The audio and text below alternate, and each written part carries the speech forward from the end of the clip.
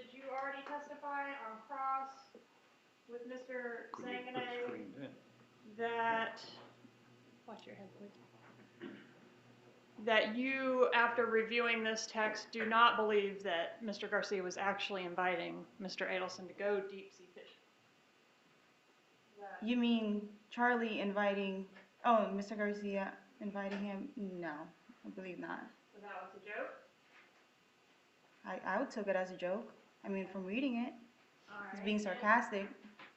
Well, I'm not just reading it, it was, you were involved in the text, right? Yes, ma'am. All right, so was it a joke or not? To me, yes, it was a joke.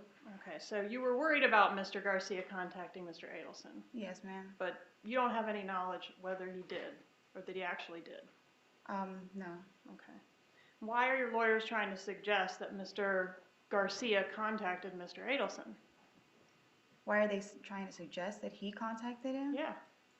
I don't know. Did Mr. Garcia even know that Charlie Adelson was the one paying for this murder? Just repeat that question again. Did Mr. Garcia even know that Mr. Adelson was the one behind this whole thing? What time? Ever? I believe not. Okay, because you didn't tell him who it was, did you? I didn't know who it was. You told him it was Wendy, didn't you? No. You watched the testimony of Luis Rivera, didn't you? Yes.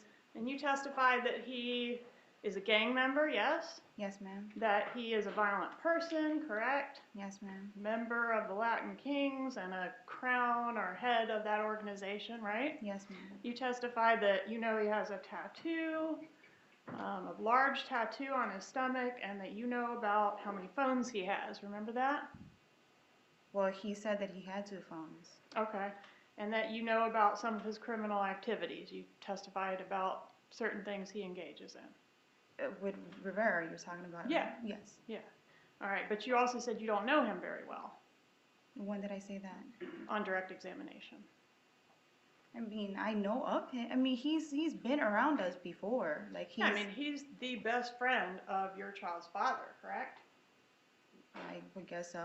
They've known each other since childhood. Since they were young, yes. So you've known Mr. Rivera as long as you've known Mr. Garcia. No. When did you meet Mr. Rivera? Years later. Okay.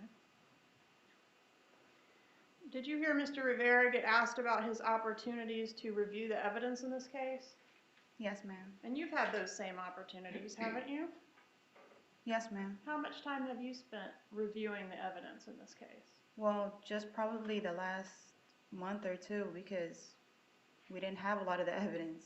Okay, so before that you weren't aware of any of the facts of the case? I was aware of some of the facts of the case. And it's your testimony that, did your lawyers tell you they didn't have anything until last month? No, we only had a couple of the things. Like there's certain things that you guys just showed us during this trial right now. How much time have you spent reviewing the evidence in this case? How much time? Not a lot. How much? I can't give you a certain time. A couple hours? Maybe. Okay. And you can read, can't you, Ms. Magbanua? Yes, ma'am. You're an educated person, aren't you? Yes, ma'am. College graduate? Yes, ma'am. All right. How far did Mr. Garcia get in school? He has his GED, but he has certifications as well. All right. Certifications in? Masonry. Okay. Heavy equipment. Heavy equipment operation. All right. And did you have a lot of control over Mr. Garcia? I mean, were you the one that wore the pants in that relationship when y'all were together? I mean, he listened to certain things, but there's a lot of things that he just wouldn't listen to as well. Okay. And when he was working, his paychecks went directly into your account. Is that right? In what job? Whenever he was working. Did that, you tell me? Yeah, he'd give me a portion of his paycheck. A portion or the whole thing? Sometimes a portion, sometimes the whole thing. It depends. It's not a set amount. Okay. At the time frame that we looked at for purposes of this investigation, his whole paycheck was going into your account. Would you agree with that? Objection, Judge. Overruled. Would you agree with that? His whole paycheck when he was working in Rapid Capital? Yes. I don't believe he was giving me his whole paycheck. Okay. In the time frame leading up to the homicide that we're here about, Yes, ma'am. Mr. Garcia was living with this exotic dancer who was known by the name of Shrimp, right? Yes, ma'am. And he was not steadily employed at that time, correct? No, ma'am. And in fact, he had no vehicle at that time. I believe he did have a vehicle. Okay, what vehicle did he have? I don't know because he's always changing up his cars. Okay. And rarely had any money during that time frame. Would you agree with that? When he was living with her, Yes, ma'am. I don't know if he had a steady income or something, but he did have money. He was living off of her. Would you agree with that, or you don't know? You don't agree with that? I wouldn't know. He took off work to come to Tallahassee in June of 2014, and that was at the Coastal Masonry. Did you know about that, that he had taken off work during those days? I didn't even know he was working at that time. And you didn't take him to the rental car place? No, ma'am. Why do your phone records put you there, that time frame? It was around other businesses. I don't recall what I did that day. You don't recall what you did that day, but you know you didn't go to that rental car place, right? Yeah, no. That you do remember. Yes, ma'am. If you had fled to the Philippines as your attorney suggested you could have still been arrested for this murder, correct? I believe so.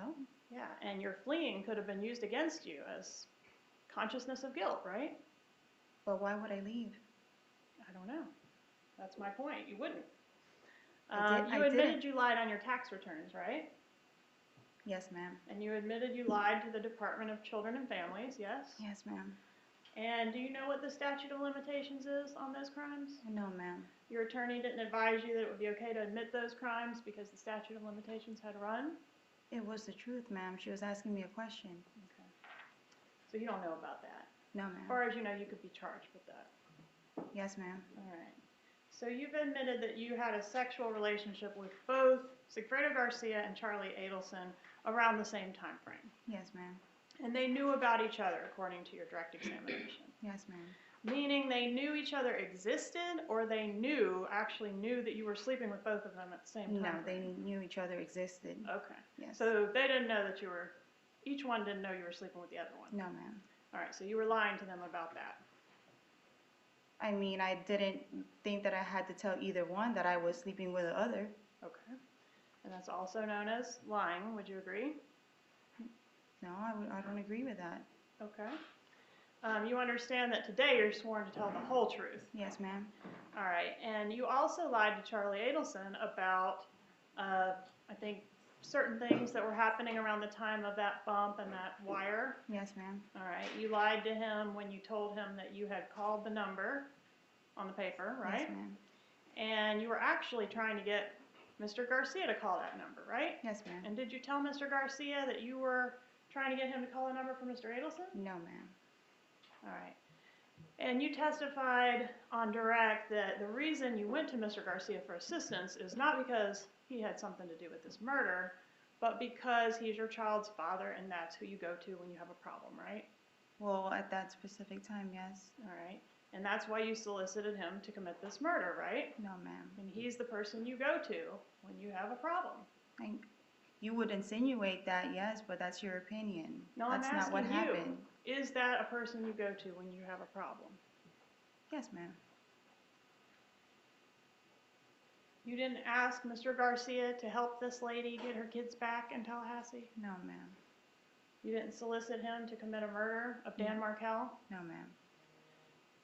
Do you know who Tuto is? Yes, ma'am. Who is Tuto? Sigfredo Garcia. And who is Tato? Luis Rivera. And when Charlie Adelson told you that the person that approached his mother said these names, you didn't tell him that you knew exactly who those people were, did you? Didn't tell whom? Charlie Adelson. That I didn't tell him who Tuto was? He didn't mention Tuto's name until later on. He mentioned Tuto's name on those wire calls, didn't he? Yeah, on the phone calls. And he mentioned Tato's name on the wire calls. But that was later on. Okay, whenever it was. Yeah. He mentioned those names to you, and you didn't say, oh, I know exactly who that is. That's my baby daddy and his best friend. But he knows Tuto's name. So Okay, well, he didn't act like he knew it on the wire, did he? Yes. He did act like he No, knew he who it didn't. was? He Oh. acted like that's why it was kind of weird when he kept saying like Taco or whatever. He Yeah. knows Tuto's name. Did he know Tato's name? No. Okay, so he'd never met Tato to your No. knowledge. All right, and so he knew Tudo's name. Why didn't you say Tudo? You know who Tudo is. Tudo's my baby daddy. I just didn't say. I just told you that it sounded weird that he's saying a different name when he knows Tudo's name. Yeah, it sounded weird. So my question is, why didn't you say, what are you talking about? You know who Tudo is. I didn't ask. Overruled. What's your answer, I man? just didn't ask. Okay, because you don't ask questions. I mean, haven't we pretty much established that? You Yes. didn't ask any questions when this bump went down about what's going on? Why am I getting involved in this? Why would I help you try to figure out who this is that's extorting your mother? I did ask. Compound question, Judge. Sustained. One question at a time. When Charlie Adelson told you that his mother had said your name, Yes, ma'am. okay, when was that? When did he tell you? See, the time frame, I'm getting confused because I don't know if it was in a phone call or when he met with me in Dolce Vita. Okay. So, Because he was saying ex-girlfriend before, and then all of a sudden he's saying my name. yeah, so at first he just knew ex-girlfriend. He didn't know for sure it was you. Yes, ma'am. But you're the one he called, right? Yes, ma'am. And he has a lot of ex-girlfriends, as y'all discussed on the calls. Yes, ma'am. Do you know why it is that he chose you out of all the 87 ex-girlfriends to call? He's just exaggerating about the 87 girlfriends. I don't know why he called me. All right, well, how many I was ex-girlfriends does he have? I was the only last ex-girlfriend, like he was stating, to his knowledge. But they didn't say last ex-girlfriend. No, but I'm saying he said ex-girlfriend. I was his last ex-girlfriend. Okay. Why did you help Charlie investigate who this person was that approached his mother? I can't tell you why, like I did. I mean, he's asked me weird stuff before, but somebody mentioned my name, and that's what piqued my interest. I was like, why would somebody approach your mother saying my name? And then I didn't know about Tuto's name until later on. But even before that, you were willing to help him with this problem, right? Yes, ma'am.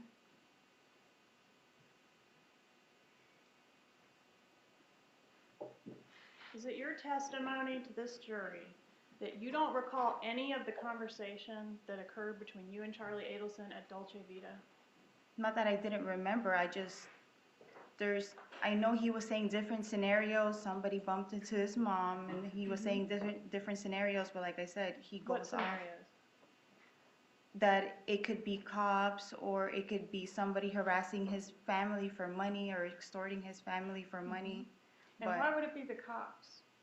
I don't know, because he's always talking about the cops. Okay, but you didn't ask him why the cops would be running an undercover operation on his mother? No, ma'am.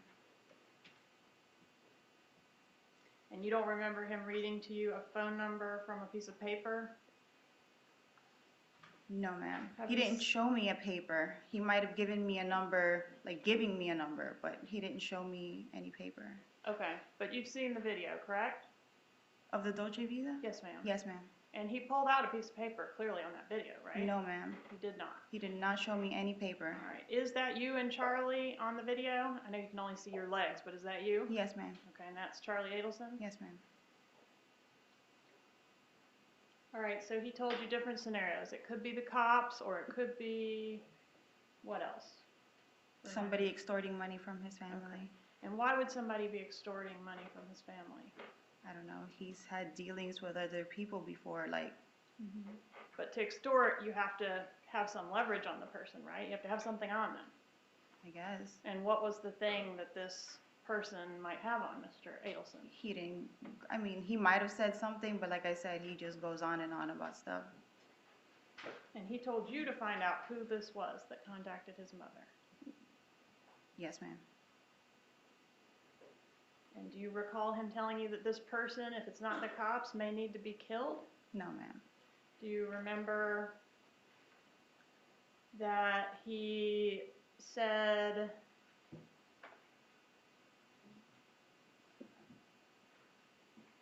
well, let me ask it this way. You talked about on direct that you just kind of tuned him out during this conversation. Is that accurate? Certain conversations, yes, ma'am. Okay, but you can tell the jury that he definitely did not say that the person may need to be killed. Yes, because I'd remember something like that. Oh, you would have tuned back in for that? I would just remember him saying, like, why would you say something like that? What else can you tell the jury specifically about that conversation? I don't remember much about that conversation. Like I said, Okay, that well, was years ago. You don't remember much, that's still good enough for us. Tell us what you do remember. That he was saying the same thing, that he thought, you know, like it could be the cops or somebody extorting money from his family. That's it? That's all I can recall. Did he tell you the phone number of the person that he wanted you to call? I don't know if he told me the phone number there or at a later time. Okay, but at I some don't point you remember. got that phone number? Yes, ma'am. All right. Do you remember Charlie Adelson at that Dolce meeting telling you that you should call the number and tell the person that he is, or you are willing to help out the person, but it was a one-time deal and it was just for charity? Objection, hearsay, facts not in evidence. Overruled. Did that occur? I only remember that because a portion of the tape where you had some transcript, and I might have read that part, but I don't remember that from that day. Okay, and so if he was gonna keep this person quiet through the guise of an act of charity, that'd be kind of similar to how he kept you quiet, right? No, ma'am. I mean, he gave you a lot of gifts, didn't he? Which gifts? Well, he gave you a paid-for trip to Santo Domingo for you and Mr. Garcia, is that true? No, that's actually for my children and I visiting his parents, his mom, my mother-in-law. Did Charlie pay for it? Yes, ma'am. Did he call in prescriptions for you, Mr. Adelson? Did he call in prescriptions for me? Yes, ma'am. Yes, he has before. Did he let you drive his Ferrari? No, Did he pay for your Mazda repair? not that I can recall. I'm pretty sure I paid for my Mazda repairs. Okay. Did he pay for your insurance? For what? Insurance? I didn't have insurance through him. So no to insurance, no to Mazda repair, and no to Ferrari? Yeah, no, I never drove his Ferrari. Okay. Did he pay for a meal service for you? Yes, I remember that. Did he pay your credit card bill one time when you couldn't make your credit card bill? Not that I can recall. Did he ever give you cash? Not that I can recall. On May 20th, 2015, do you recall sending a text to Mr. Adelson asking him for money? I don't remember that. Okay, and do you remember Mr. Adelson giving you $1,400 6 days later? I don't remember that. Is that something you would remember? Yes, if he gave me that amount of money. But your testimony is you don't have any recollection of him ever giving you any cash. Yeah, I don't remember that. And you never saw any cash in his place when you were over there. No, I don't remember that. Did he pay for a cruise for you and your mom? No, Did he pay for breast augmentation for you? no, Did he pay for teeth whitening for you or your family? no. I paid for my teeth whitening. Did he offer to let you use his boat? He's offered, yes, but I never took it. What about his limousines? I paid for the limousine service. He owns a limo, right? I didn't know if he owned the limo. I paid the driver for like hourly, Okay. You tipped the driver or you paid hourly for the service? hourly for the service. And would any of those things have come out of your account? Either of your bank accounts? I mean, I had the cash for it. So you paid for all the things that we just talked about in cash? I don't remember. I don't recall if I made some with my credit card, made some with my paid some with cash. What about the Mazda repair? Do you recall whether you paid for that with cash or credit card? I think I paid with a credit card. Okay. I'm not 100% sure. And how much cash did you typically have on hand? It depends. Like whatever amount that I make in the club and like I start saving up, then I put it away. So I can have between $2,000-3,000 on me. When you say put it away, what do you mean? Like put it in my bank. Okay. Like I'll save it up in my house and then I'll put it away when I get a chance to go to the bank. Okay. But all these things that you have paid for, like let's just take the breast augmentation, for example. You Yes, indicate ma'am. you paid for that. Yes, ma'am. But there, if you're putting your cash in the bank, there's no cash withdrawal to correspond to you paying cash for that breast But I augmentation. I'm not gonna deposit money that I'm gonna use already. I already saved up that money for my Okay, so you would breast save the augmentation. money separately, not deposit it, Well, and I knew, then pay yeah, cash. because I already had my consultation in the beginning of that year, the beginning of 2014, so I was already saving up. Okay, So why that would when I get the, go ahead. you were saving up for the breast augmentation? Yeah. But I you already had it. needed Charlie Adelson to put you on the payroll so that you could get insurance for your kids. I was saving because I've always wanted my breast augmentation. Okay. And the insurance for my kids is because my son had a disability, so I had to do a bunch of therapies for my son. Okay. And you heard that Wendy Adelson testified that she's never known her brother to give any gifts to any ex-girlfriends. Did you hear that? No, I don't recall that. Okay. Well, what makes you so special that Charlie Adelson wanted to give you all these things after the end of your relationship? All these things, like you make it seem like he's giving me all of this stuff out of the blue. Yeah, I do make it seem like that. Why is he giving you all this stuff? I don't know. Why did he put you on the payroll? Is that as a favor? Yes, ma'am. Not as payment for a murder? No, ma'am. Not to keep you happy? Why wouldn't he just pay me the cash? Why would I have to get a check from somewhere? I'm going to ask the questions, okay? Yes, ma'am. All right. So he put you on the payroll 2 months after the homicide, yes? 2 months after the homicide, I started. Yes, ma'am. All right. And were you involved in a sexual relationship with Mr. Adelson at that time? I'm not 100% sure, like at the time frame. I believe so. Okay, so you were still sleeping with him after the homicide. I believe so. And was there an actual job opening at the Adelson Institute that you filled with this position? No, ma'am. All right, so it's a position that he created for you. Yes, ma'am. All right, and you heard testimony from the employees that work there that they've never heard of anybody working remotely before in the history of that office. Why did Mr. Adelson create a position for you? Well, That's never been I done asked him before. for a favor if he can do that. Okay.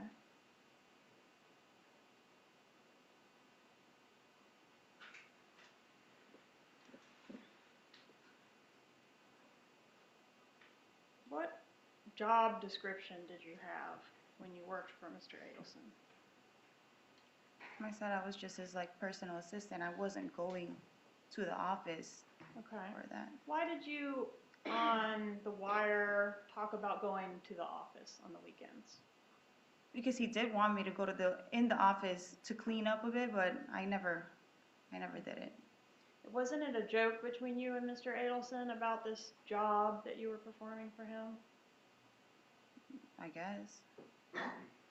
You didn't do anything on the laptop in reference to his work? On the laptop, Yes, ma'am. like sign in into the Dentrix. Yeah. I believe I've done it before. How Yes. many times did you? The patients, like the scheduling. Okay. And did you schedule any patients? No, I didn't schedule anything. Are there any He would- patients we could call that could verify that they've ever had any contact with you? Not that I can recall. No. Employment that you Yes, ma'am. talked about. You testified that you were in fact employed at a nightclub around the time of the homicide. Is that right? Yes, ma'am. All right. And you said that you make up to $1,500 a night at the nightclub. Had a good day, a All good right. night. And at what nightclub was that? That was at Fate. All right. And Fate's the place that wrote you the checks that bounced? Yes, ma'am. And on those checks that bounced, the amount was, I can't remember exactly, but maybe $1,200 or $1,700 for a month, right? Yes, ma'am. And that was tips for a whole month? No, it's the reason why they gave us those checks and the reason why it bounced, because a lot of us girls were complaining about it's supposed to be the way that like the owner or the whatever accountant guy that did it, he wanted to do just a percentage. So if like they swipe their card, it's a percentage of that is supposed to be our tips. anything that's cash that the patrons, you know, pay for is like, goes straight to our pocket. Okay, So it's So that it was was from credit like a card credit tips. card, yeah, like a credit card percentage. all right. And so your credit card tips for the month were whatever that amount was Yes, that was on ma'am. that check. All right, and that's what bounced. Yes, ma'am. Twice, I And believe. did you quit Club Fate because of the bouncing checks? Yes, ma'am. And they were withholding some of our, like, money. All right. How many times in your career as a bottle girl did you make $1,500 in one night? How many times? Yeah, I can't recall. more than 5? Yes, More than 10? I can't give you like a specific number. Would you agree with Ms. Mascara's testimony that an average night at the clubs was $100 to $200? Objection, That's not what- misstatement of the facts. It's not- Overruled. Would you agree with that? No, ma'am. Would you agree with Ms. Mascara's testimony that a good night at the club was $400 to $500 a night? A good night? That's a good night to her. Okay. But that she was wasn't a good working night in for you. Hollywood Live with me. Fate was a higher scale club, Okay. and I was also doing bartending as well. She wasn't bartending at those places. All right, and did the club that Ms. Mascara worked at, the lower end club, did the checks bounce there as well? No, we never received checks in that club. All right. And do you have any documentation to show that you were, you know, like schedules or something like that to show your schedule around the time of the homicide at these clubs? Objection, burden should. Overruled. I mean, I should have had it in my texts. Like sometimes, like they give us a schedule or they'll call us and tell us, okay, can you come in this and this date? Or we would be, for that weekend, we would already know more or less what days to come in. Okay. And who was your boss at that time? I can't even remember his name because he got fired. All right. Is he here? Is he in Tallahassee for this trial? No, What about any girls that you worked with? Anybody I like don't that? remember their here? names, no. This Any was regular years ago. customers? No.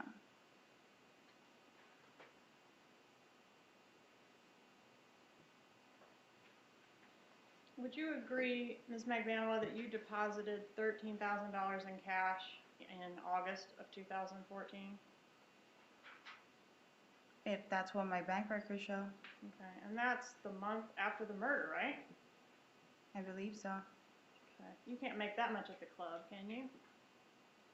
The $13,000? Yeah. Unless I've saved up and then I just deposited it that month. Okay, is that what happened? But that all my income wasn't specifically from there. It was, there's times that I've gotten money from Sigfredo. All right, well, is it a coincidence, Ms. Magbanua, that when you notice this striking spike in your income that happens exactly at the time of this homicide? Don't you? I mean, it's there, isn't it? Well, in your diagram, yes. Yeah, but I mean, do you have a reason to dispute this diagram? It It's just, based on your cash deposits, isn't it? I guess so. All right, and so you would agree that there is a pretty striking amount of money that came in, that you came into immediately after this homicide. From your diagram, I could see that, but I don't recall that. When did Sigfredo Garcia find out that Charlie Adelson was involved in this conspiracy? When did he find out? Yeah. I believe when he got arrested. What about when you came home after meeting with Charlie Adelson at Dolce Vita? Did you tell Mr. Garcia that you'd met with Mr. Adelson? I don't know about the time frame again. I don't know if when I came home, I said that I spoke to Charlie. Would you agree in the calls and texts that follow that meeting with Mr. Adelson, Mr. Garcia is really angry with you? Yes, yes. Okay. And he said in that text that we listened to recently, or somebody read from the stand, whatever is going on with you and your homie is your business. You guys work that shit out. Don't text me. Who's your homie in that sentence? I believe he was referring to Charlie. Right.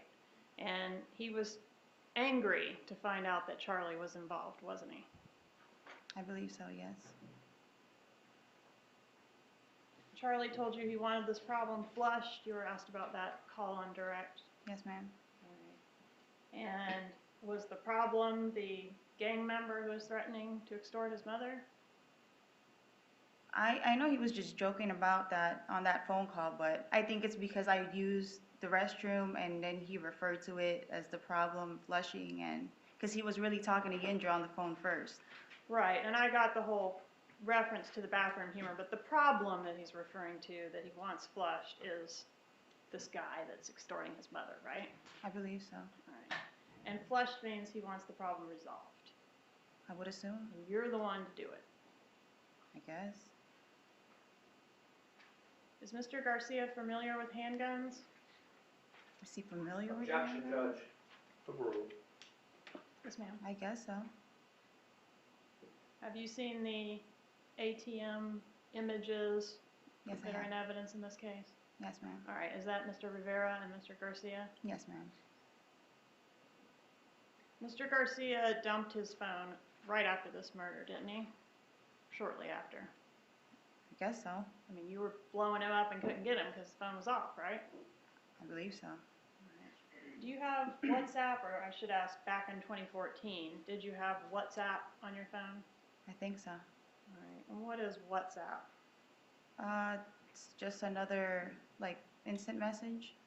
All right, did you hear the testimony about Wendy Adelson having visited the crime scene? Yes, ma'am. And did Miss Adelson communicate with you through WhatsApp or any other type of communication No, the day ma'am. of the murder? No, ma'am. Did Charlie Adelson let you know in any WhatsApp or any other kind of way that Mr. Markel had been shot on the day No, of the ma'am. murder? Did you tell Yendra Mascara that Mr. Markel had been in a car accident? I said an accident. I'm not 100% sure if I said car accident. Do you have any reason to question her memory that you said car accident? No. Did you talk to Luis Rivera on the day of the money drop? Did I talk to him? I believe he called me. Okay. Yeah, he called my phone. And so, is that a coincidence that the one time, and that's the one time you've ever spoken to Mr. Rivera on the phone, right? From all the records that we have in this case. Do you agree with that? I don't know if I've spoken to him at any other time, not that I can recall. Okay. And when did you find out that Dan Markel had been murdered? I found out when he got arrested, when Sigfredo got arrested. All right, so your lawyer asked you,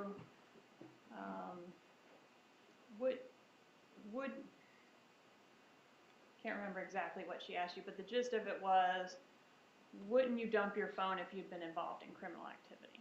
Yes, ma'am. And isn't it true that you did, in fact, drop your phone, not the day that you're saying you found out Dan Markel was killed, but the day that law enforcement went up to see Mr. Garcia at Rapid Capital? No, I still had the same phone. Okay, but you weren't using it. It was turned off, right? No, I was still using my You phone. didn't go to Walmart and purchase a burner phone? Sigfredo purchased that. Yeah, but you went with him, didn't you?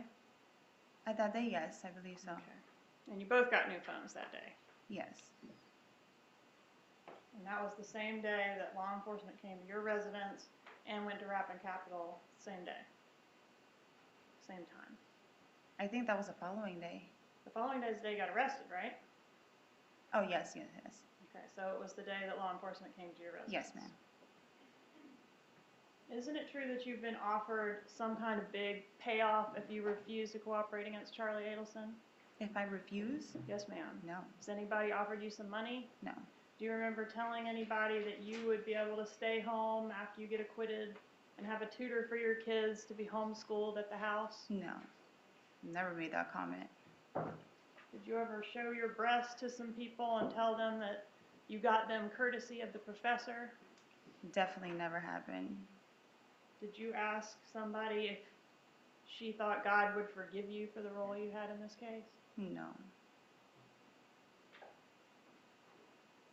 You indicated, and we saw the picture of you after your breast enhancement, and the testimony was that your tips, with a P, increased after breast surgery, right? Yes, ma'am. Is that a yes? Okay. And if you look on this chart of your cash deposits, the breast surgery occurred in October of 2014, right? Yes, ma'am. So Yes, ma'am.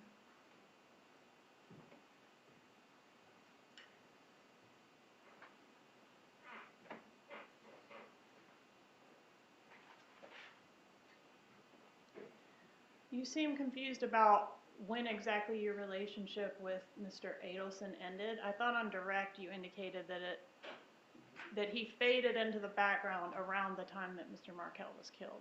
Is that your testimony or not? I mean, I guess I didn't realize it until now, like the whole him, as Ms. Coas was saying about the ghosting me. I didn't realize that until now, like, But does that sound that he like the was. right time frame that occurred? I believe so. All right, and you talked about the media attention on this case and how the media reports, basically you were able to read those after Mr. Garcia's arrest, is Yes, that ma'am. right? But the media reports were present before his arrest as well, right? I wasn't aware of any media reports before Sigfredo was arrested? Yeah. No. Even around the time of his homicide, there was reports coming out that indicated that there may be some connection to the South Florida. I wasn't aware of it. Okay. And you asked if you knew you were being recorded on the wire, and your answer was no, right? Yes. Okay.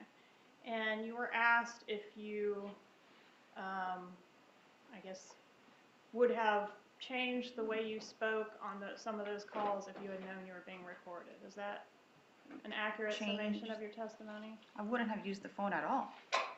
Okay. But you're particularly embarrassed about your language on one of those calls, right? Yes, ma'am.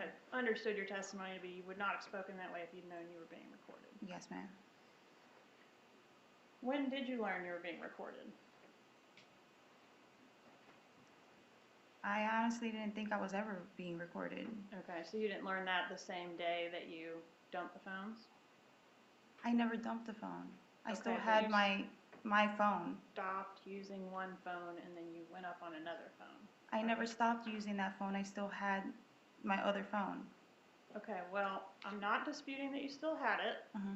but there were no more calls after the day that the intervention at Rapid Capital, the interview of Mr. Garcia and the attempted interview of you occurred. I was still using my phone, the iPhone I've always had since I still kept using that phone. Okay.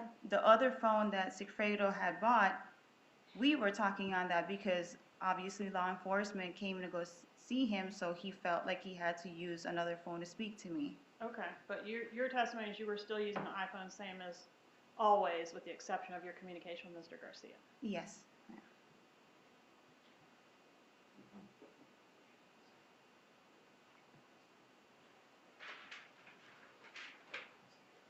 I want to ask you about the call. It's labeled PP, Paul. Yes, ma'am. You told Charlie Adelson that you left a really nasty message on the bump person's phone number. Do you remember that? And you went into detail about what the message was. I believe so, yes. Okay, and that was a lie, wasn't it? That I left a nasty message? Yeah. I believe Sigfredo was the one who left a nasty message. I might have just said that I did it. Okay, but it would have been a lie if you said that you did it, because it wasn't you. Yes, ma'am. And in fact, Mr. Garcia didn't do it either, did he? To my acknowledgement, I don't think so. Right, but he told you he did. Yes, ma'am. But he's lying to you, yes? Yes, ma'am. You're lying to Charlie, Yes, ma'am. right? Why were you talking in code on the wire? Well, it's because I said that I'm either I'm at work, or I'm around my kids. Okay, and what does the code mean? What's it code for? What is the code for what? Why do you need a code? I mean, Code because implies he's that talking about somebody, that specific number, and then he was talking about, like trying to find out who is trying to contact his mom or trying to extort money from his mom. So every time that I would speak to him, I would just talk to, if like Yindra is next to me, I'm not going to tell him like, oh, remember what we were talking about or whatever, and my conversation wasn't going to be like that around other people. All right, so for example, when you spoke to Mr. Garcia, you told him that Ethan's clothes would cost $65.70. Do you remember that? Yes, ma'am. And 6570 was the last four digits of that phone number, right? Yes, ma'am. Mhm. And so was this an example of the type of code that you used? I guess. And are you telling this jury that that was needed to protect your children or your coworkers in some way? Well, yeah, because I'm not disclosing any numbers around anybody else. Not Okay. saying a phone number out loud. 1 moment, please, Your Honor. But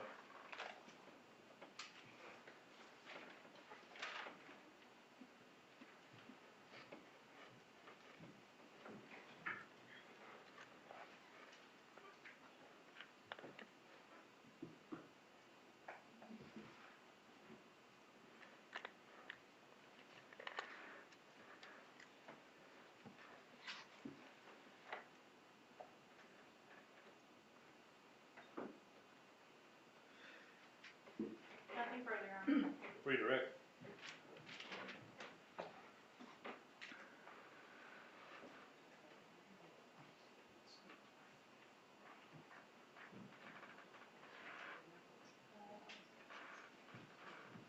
May I have a moment, Your Honor? Just to set up something.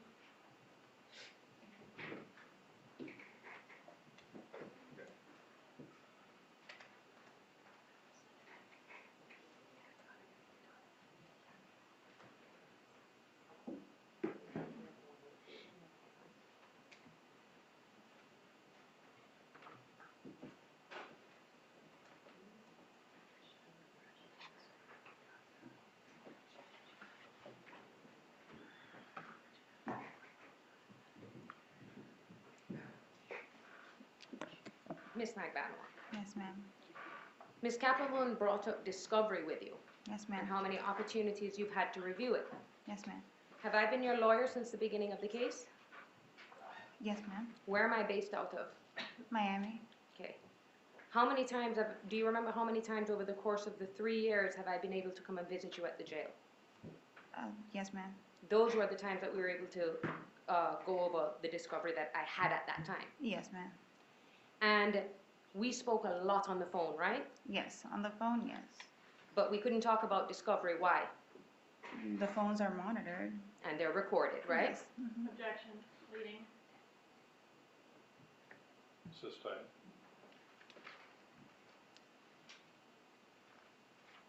When your case was recently set for trial in June, you remember that? Yes, ma'am. Okay. Of which year? Of this year. Of this year, yes. And then all of a sudden, we had to move the case. You remember that? Yes, ma'am. Do you remember why that was? Because you were going through your chemo. This year. Yes, ma'am. Oh, last year. It's been I know. it's been rescheduled so many times. Right. I don't know. Let me redirect you. Okay. Was there a point this year where for the first time ever, the state cracked into your phone? Yes, ma'am. And then they downloaded everything off of the 1312 number, Yes, right? ma'am. How long have they had that phone? Since I got arrested. Okay, but we didn't get any of that information until now, right? Yes, Objection, ma'am. Your Honor, improper question. Your Honor, they opened the door. I'll approve it. So we only had an opportunity to review those contents recently. Yes, ma'am. Were you able to review all of the contents of Charlie's iCloud? I believe they've had everything of Charlie's iCloud. They have. Yes, they have. I haven't. Okay. Have many attempts been made to mail you your paperwork? Yes, ma'am. What was the first time you were able to receive it? About a couple weeks ago, probably 2-3 weeks ago. Okay. But we did go over extensively. You and I discussed the facts of your case. Yes, ma'am. Okay. Did I ever tell you to lie in front of the jury? No, ma'am. Did I explain to you what your obligations are in front of this jury when you take an oath to tell the truth? Yes, ma'am. And I explained to you what would happen if you lied on the stand, right? Yes, ma'am. I also explained to you that I couldn't allow you to take the stand and lie. Objection, Your Honor, this is all Sustained. improper. Okay, now let's go to the Dolce Vita video. You remember that phone call that they played with Charlie, where Charlie is giving some explanation about his jet skis? and that his jet ski had been stolen, Yes, ma'am. and the reason why he wouldn't want to call the cops on someone like that is because he's afraid they're going to come back and hurt his After family. him. Mhm. You remember that, right? Yes, ma'am. Does that sound like one of the scenarios he was telling you at Dolce Vita? Yes, ma'am. Now, the state brought up these statements that they claim are in that Dolce Vita video, right? Yes, ma'am. Those statements aren't there, are they? No, they're not. And the jury will be able to listen for themselves, right? Yes, ma'am. Okay. But all of those statements, or those statements that aren't there, that was leaked to the media, right? Objection, leading. Sustained. Was it leaked to the media? Yes, ma'am. Now, the state was cross-examining you on the fact that they don't believe that you were working for the Adelsons. But they don't believe that I was. Yes, ma'am. Yes. Mhm. You've listened to your wiretaps, right? Yes, ma'am. And you've testified previously before you were cross-examined that you did work there. Yes, ma'am. Okay. When was the bump? I believe on April 20th April 19th? or 19th. Okay. Do you remember a phone call that occurred on April 14th between you and Charlie? I can't recall right now. Okay, but would it be fair to say that the wiretap is a fair and accurate recording of you and Charlie on that date? Yes. Your Honor, at this time I would like to play a portion where they are talking about their work, since the state cross-examined her on that. Do you have an exhibit number? Your Honor, I'm just offering it for impeachment purposes. I'm not sorry, not impeachment, but for rehabilitation purposes. So it's not going back to the jury, it's just to play as if I were No, if it's rehabilitating. not in evidence, I'm not allowed it, no.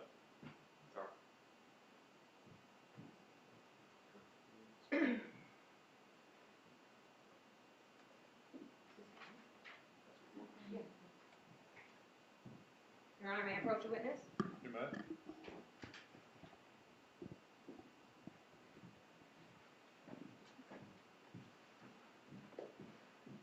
Ms. Magbanua, what am I showing you right now? Like, you know, at least like when, Sorry?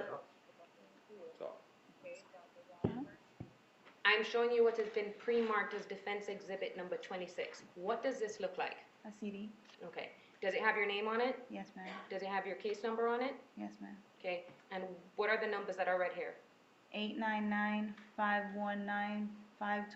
Okay. Do you know where we got this CD from? No. Okay. Did we get it from the state's attorney's office? Yes. And as I stated before, this has a recording of your phone call that is a fair and accurate representation of your conversation with Charlie Adelson, right? Yes, ma'am. And you didn't know you were being recorded at that time? No, ma'am. All right, this time I would like to move into evidence what's been previously marked as defense exhibit 26. Is there objection? Hearsay, Your Honor. Let's let the jury step out, please.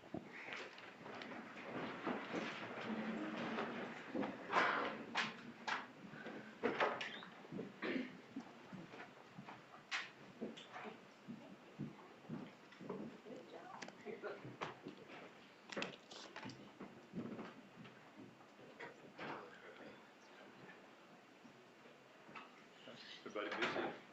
Let me hear the portion you're wanting to play. Think we'll work with the PA system here. clothes and shit.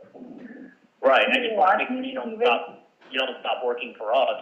No, I'm not, like, I'm gonna still work for you, like, I have Alright, to, good. like, I'm getting paid nothing. I was fucking worried for a second there. You're doing such a good job. I'm in the not office. kidding. Alright, thank you. Alright, now you can tell. I'm My not heart was, leaving my anywhere. heart was in my mouth. I'm not young. I can't take. Oh, I thought that you were gonna be like, oh, since you're like, until you the money, you've been working for us for like a year and a couple months now, like, you're gonna praise me. But they did not.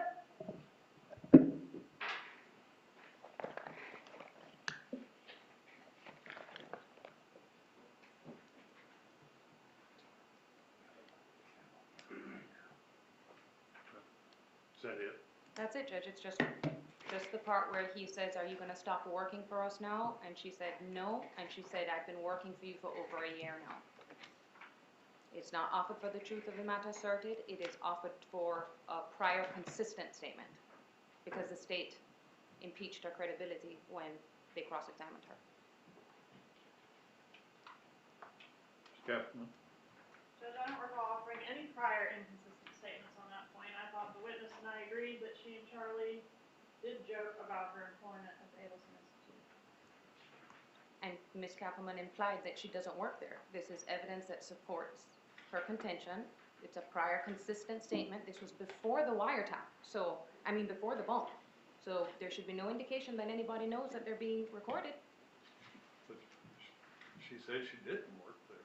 No, she said she, Her testimony today has been that she did not work there. She was a personal assistant for him and didn't work at the Adelson Institute. That's been her testimony today. but they're suggesting through their cross-examination, Judge, that she didn't do any work for Charlie. And that's been their theme since day one, that this is payment for a murder. In turn, this says still work for you. And the statement says, I still work for you.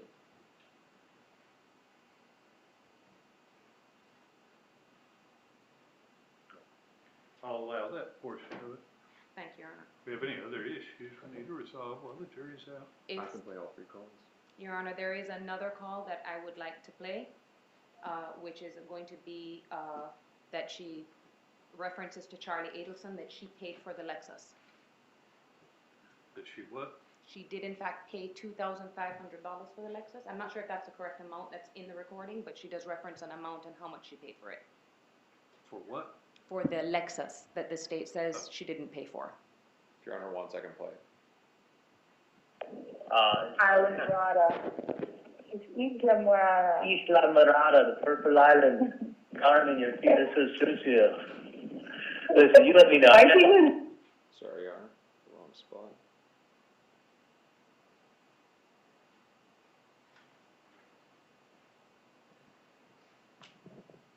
We can come back to that one, then go to the next one.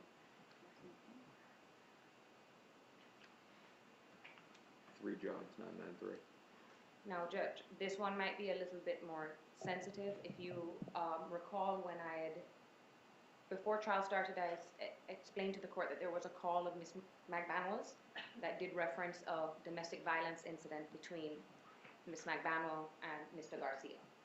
I don't feel that I need to introduce any of that portion. However, there is a part where she is screaming to Mr.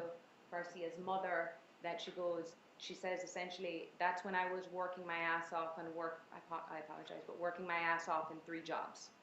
So I would like to offer that as well too, just that segment. Objection to that. Yes, sir. Hearsay. I sustain the objection to that one. To that. What is the second one you wanted me to hear? The second one is the paying for the Lexus. Which day is it? I think it's April 20th. I have the call, I just need to get the second marker. Your Honor, would you allow us 5 minutes? Yeah, we're gonna need to take a short break anyway. Did you want to say something? Mr. Oh, no, Singh? I was just standing up there. All right, we'll take 5 minutes.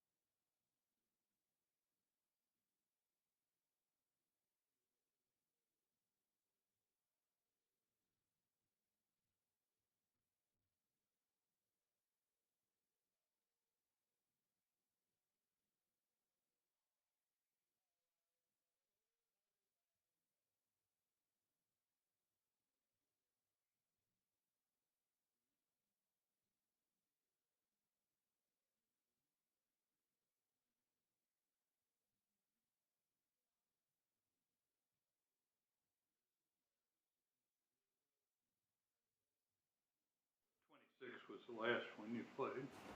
So, Your Honor, what I've done now, if Your Honor will allow me to speak, You may. what I've done is I've merged both of them onto a USB file drive instead of having them on individual CDs. Okay. So essentially B, 26A and B. Okay. It's all on one disc, but it's two different conversations. Right. Right. Okay. Go ahead. You gonna play? This is the second one.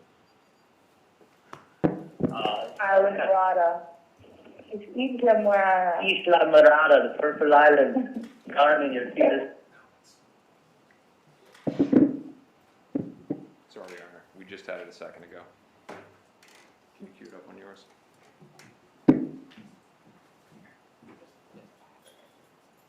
Yeah, we'll play yours, and then I'll save it on.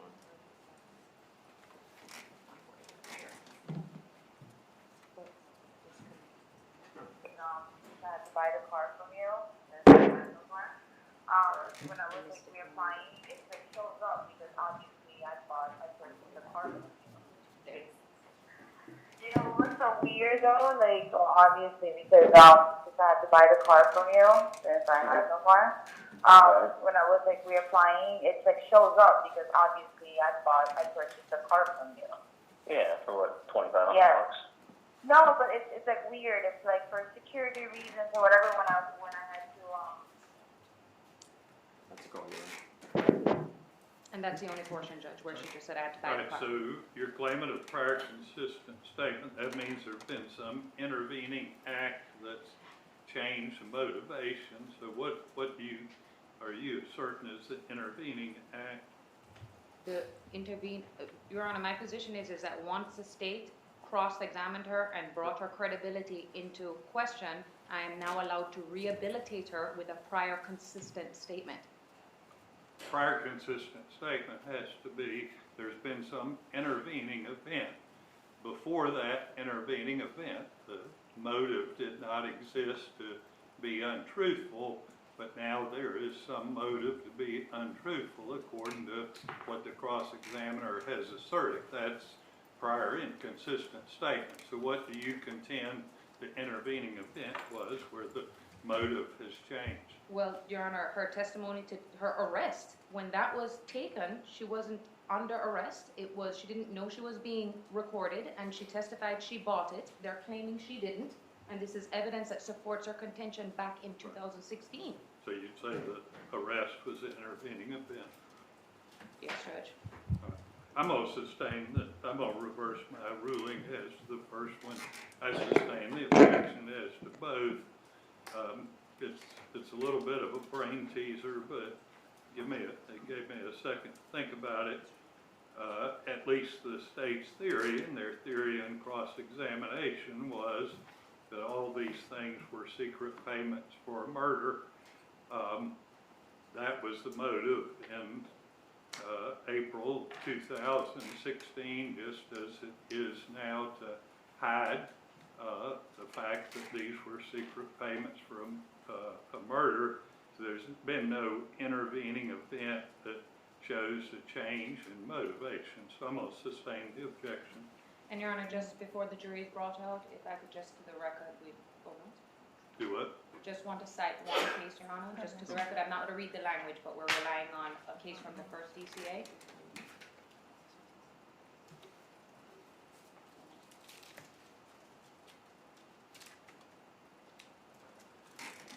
That's my position. No, Your Honor, we can proceed. All right. Any other issues we need to resolve before we bring the jury in? No, so what, just so we're okay and everyone's all right, I think at this point I would just do with the one statement that Your Honor is allowing.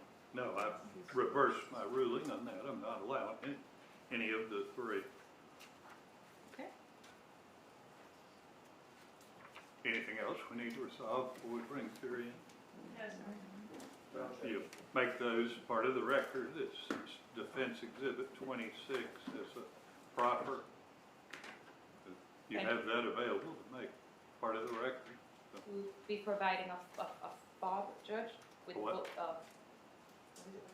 a USB thumb drive device that has just the 2 calls on it that we are relying on, and it won't go back to the jury. It's just- Needed in some way, put it on some document so the clerk can make it part of the record. She can't make a thumb drive part of the record. Won't be a problem. Okay, all right? We'll take care of it, Judge. All right, let's have a jury, please. All rise for the jury.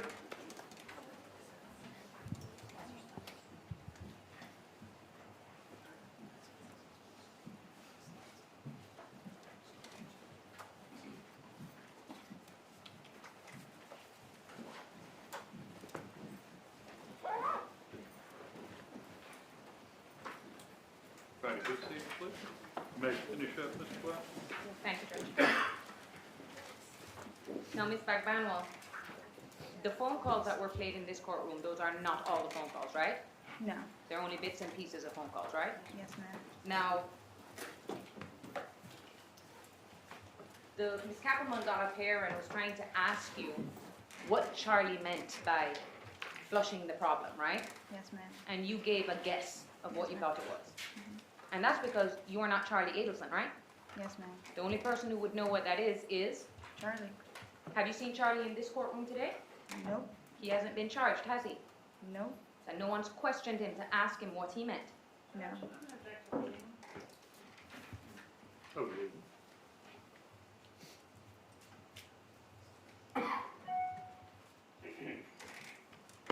When's the last time you spoke to Charlie Adelson? 2016? Would it be the last recorded phone call that before Sigfredo was arrested? Yes, ma'am. Now, Ms. Kappelman was saying that you stopped using your phone around May of 2016, but that's not true, right? No. The person you stopped calling was who? Secreta. No, the person well, he was in jail, but the Yeah. person that you stopped calling Charlie, right? Yes, ma'am. Okay.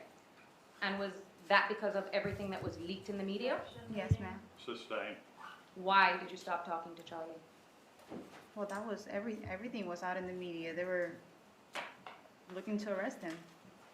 But you continued using that phone. Yes, ma'am. In fact, you and I even communicated on that phone before you were arrested. Yes, ma'am. You also used it to communicate with your mom, Yes, ma'am. with your brother. Yes, ma'am. You never stopped using that phone. Never stopped using that phone. And to this day, the government has it. Yes, ma'am.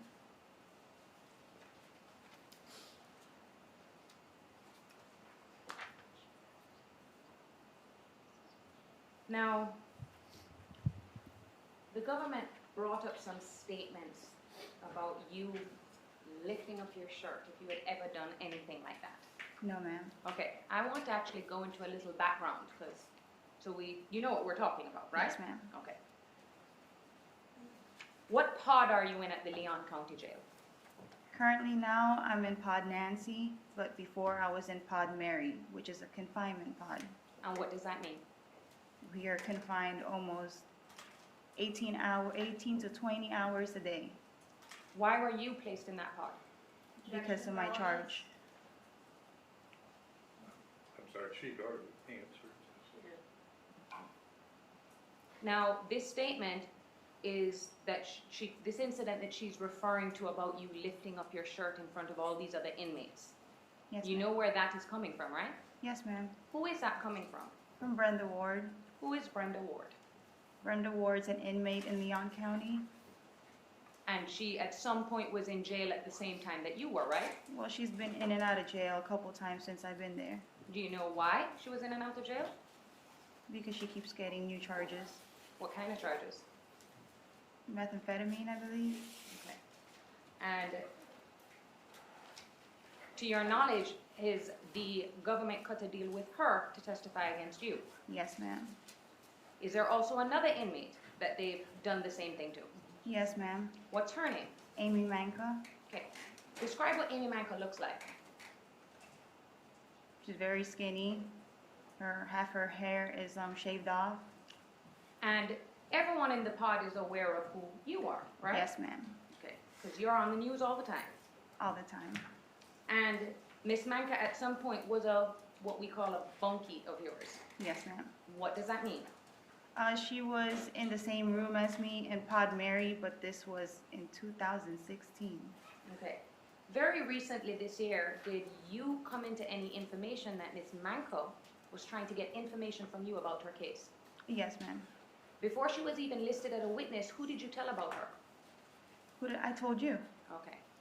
And so you knew what was coming. Yes, ma'am. Have you ever admitted anything to Amy Markel before? No. Okay. That's because you have nothing to admit, right? Exactly. Have you ever lifted up your shirt and exposed your breasts to everybody in the pod? No. Okay. And had you done so, she would have been able to accurately describe your breasts. Yes, ma'am. Okay. And Jason Newland came to her. Yes, ma'am.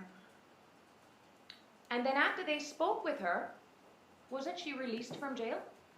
Yes. The next time you saw her was when? 2 weeks later, she got rearrested because she cut off her ankle monitor and was high.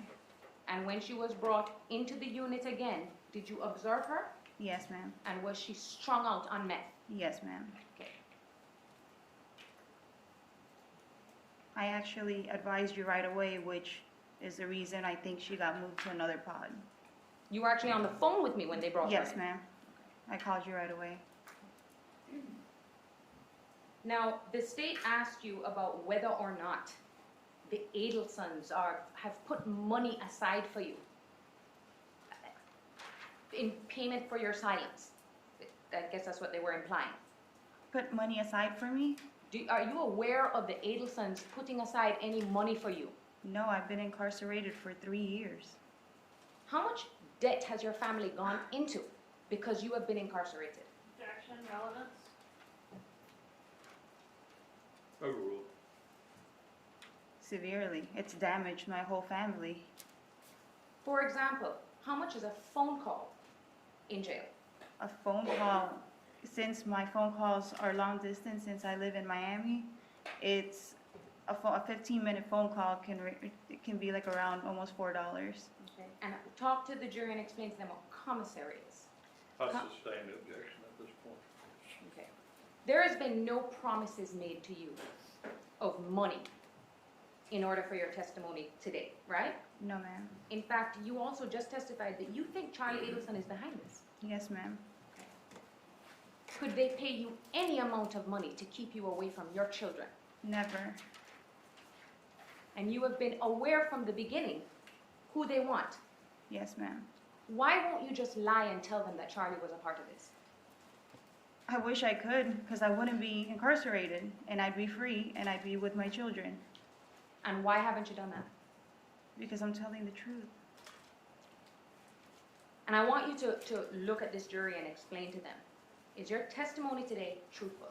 Yes, ma'am. Objection. Sustain. Move to strike? Jury disregard. Have you ever told me anything inconsistent to what you testified to today? Objection. Sustain. relevance? Oh, actually,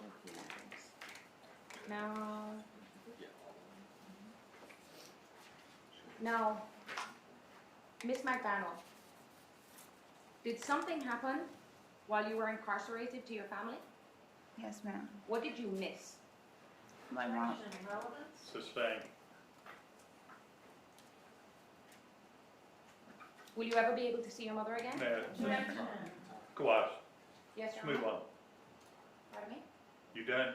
Yes, Your Honor. All right, have a seat, please.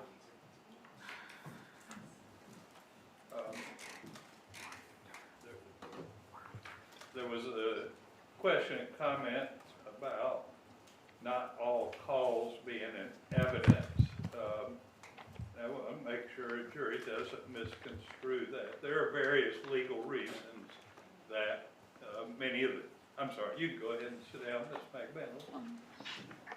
There are various legal reasons why a lot of the calls are not in evidence. You should not assume there's anything sinister or anybody's done anything wrong of why all calls are not in evidence. They're not all legally admissible. And if they're not legally admissible, they don't go into evidence. So don't want you to misconstrue that statement. Your next witness. If we can have a brief moment.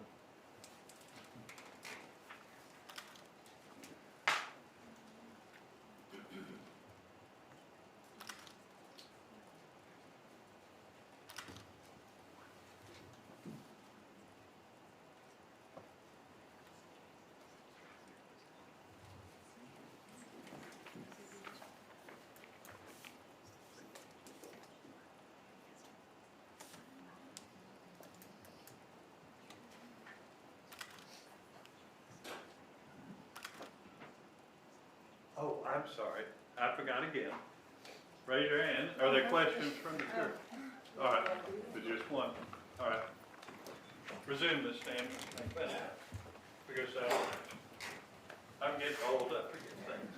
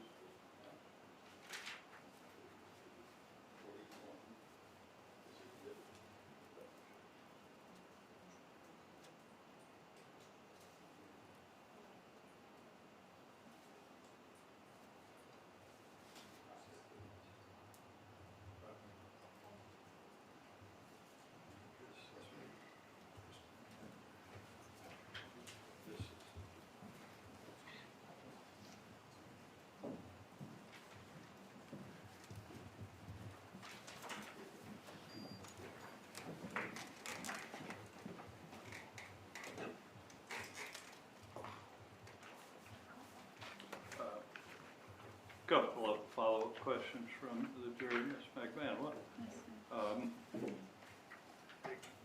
Can you give us any more specific information on the promotions you were talking about, like dates and locations and companies? Anything more specific you can tell us about those promotions? When I was working for promotions, as far as for the liquor promotions, I would travel all around Miami up to Broward and then different liquor stores and then give them samples of the liquor that we're promoting. And we also did like different events and parties for certain liquor companies as well. Can you name any of the liquor stores or companies? Well, we did one for Chivas, there's one for Jameson, there's one for Absolute, and then I was managing the picture that you guys saw, Stout. We had them in different convenience stores, and then we also did events for that company, and I had like about 13 to 14 girls under me, like managing them, and I would send them out to different locations as well. And were products sold to customers at these events? Yes, sir.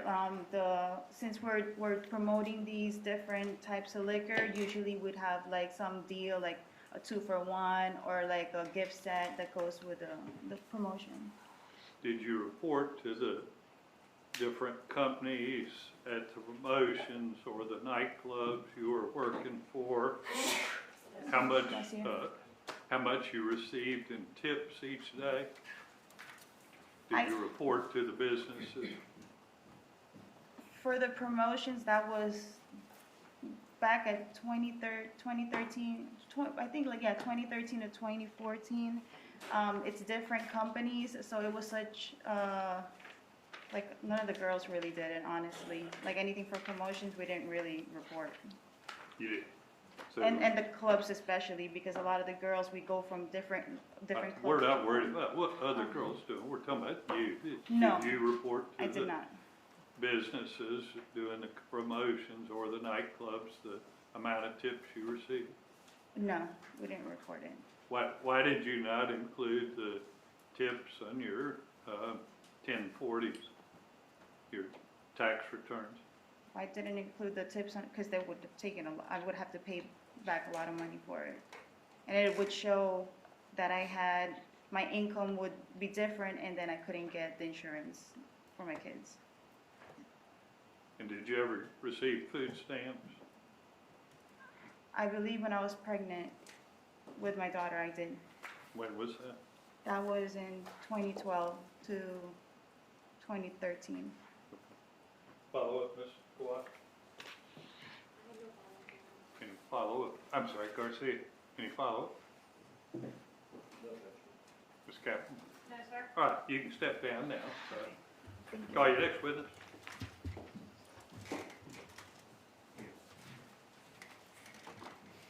Do you have another witness? Oh, the defense first. Okay. Okay. We have rebuttal. Yes, Your Honor, but we would request a short recess Okay. prior to the, Okay. We'll take, how long do you need? may I have 15 minutes? What's that? May I have 15 minutes? Should we give it 15 minutes? All right. All right. We'll give it 15 minutes. All right.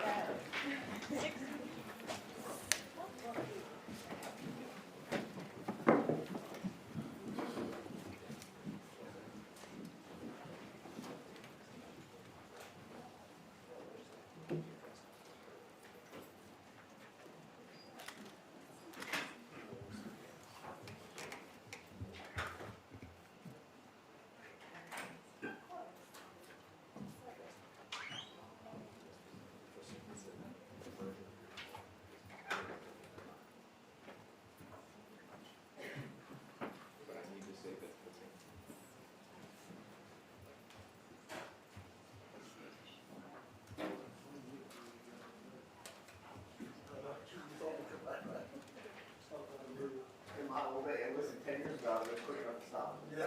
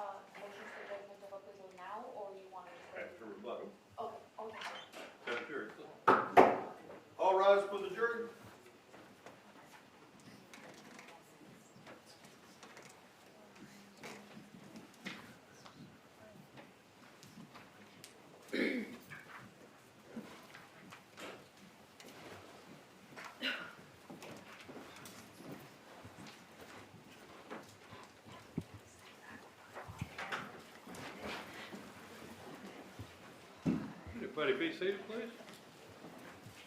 All right, I told you we would have the state's case, the two defense cases, and then opportunity for rebuttal. This is the state's opportunity for rebuttal. You may call your first witness, Mr. Captain. Your Honor, the state recalls Sergeant Christopher Corbett. Okay.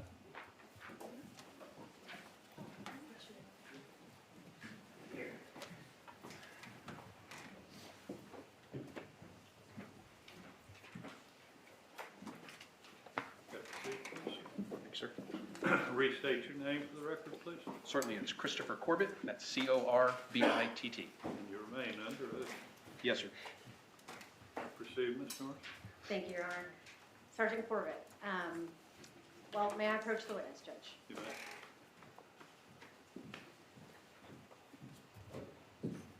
I'm showing you what I've marked for identification as State's Exhibit 193. Do you recognize that document? I do, yes. What is contained in 193? These are two text messages from Mr. Charlie Adelson's iCloud return. And are they accurate messages from his iCloud account based on your review of that subpoena response? Yes. I'd enter State's Exhibit 193, Your Honor. Any objection?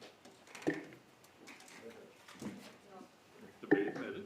No, Your Honor. Now I'm showing you State's Exhibit 194. Do you recognize that document? Yes, I do.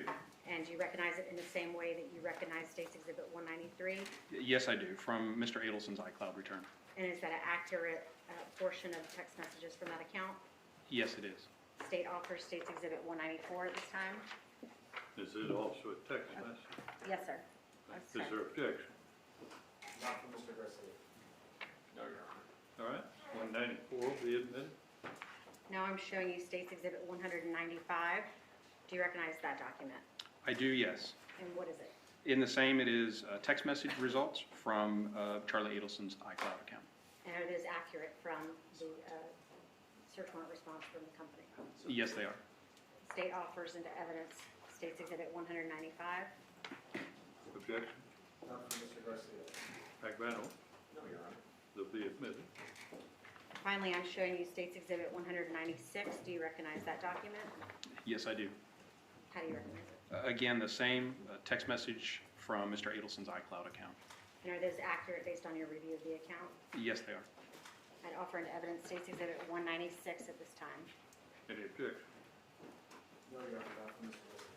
No, Your Honor. Be admitted. If I could point out one thing on State's Exhibit 195 and 196, you'd agree with me there's some yellow highlighting on that? Yes, there is. And that was done by not Charles Adelson or Katherine Magbanua. That was just... That's correct, yes. Permission to publish, Judge? You may.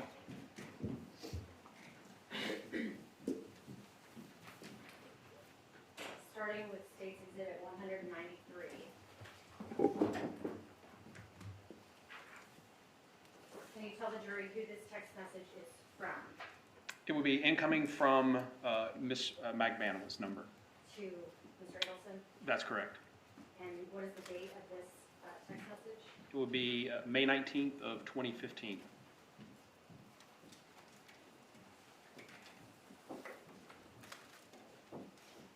On the second page of State's Exhibit 193, what is the date of this message? May 20th of 2015? So the following day? Yes.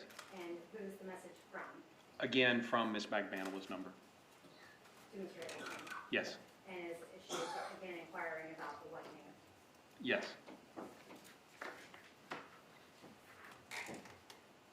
Next, I'm publishing for you State's Exhibit 194.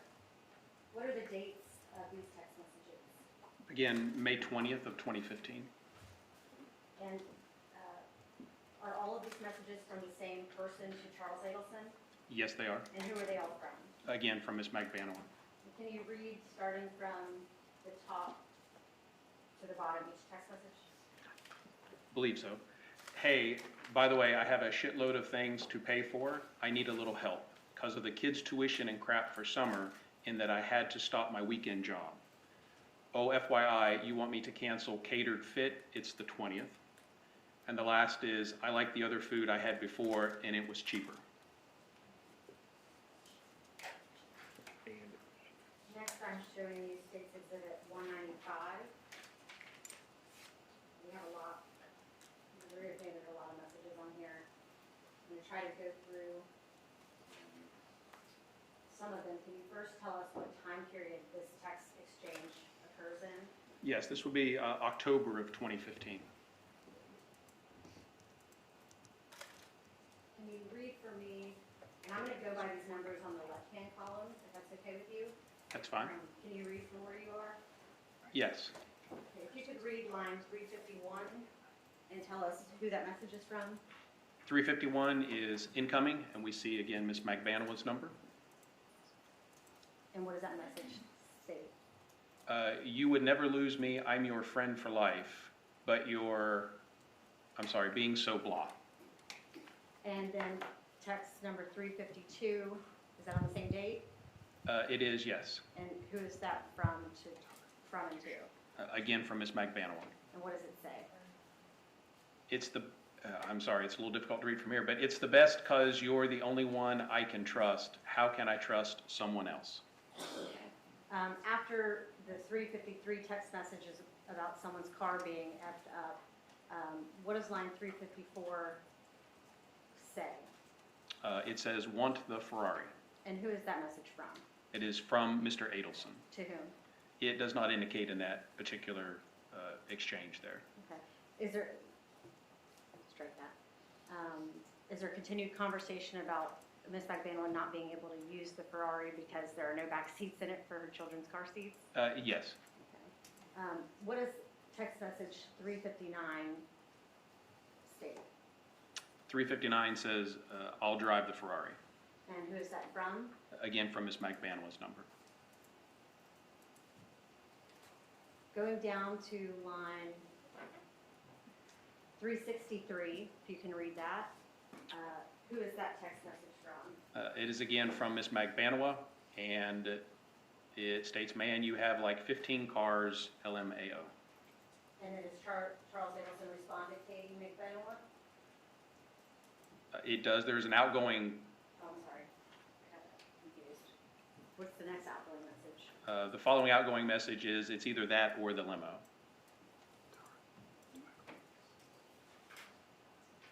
Finally, on State's Exhibit 196, I want to focus on the top the top four messages. What are the dates of these text exchanges? That would be November 25th of 2015. Starting with line 883, who is that message from? Again, that is incoming from Ms. Magbanua. And again, this is all Charlie Adelson's iCloud, right? So That's correct. incoming to him.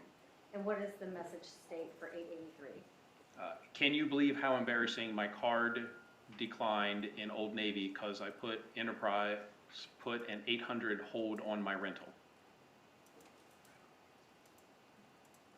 And then in line 885, is that another incoming from Katherine Magbanua to Charles Adelson? It is, yes. And in that message, the jury can read it, does it discuss she wasn't able to pay for the clothing that she attempted to use the credit card for? That's correct. And how does Mr. Adelson respond in line 886 to Katherine Magbanua? That message says, I got you.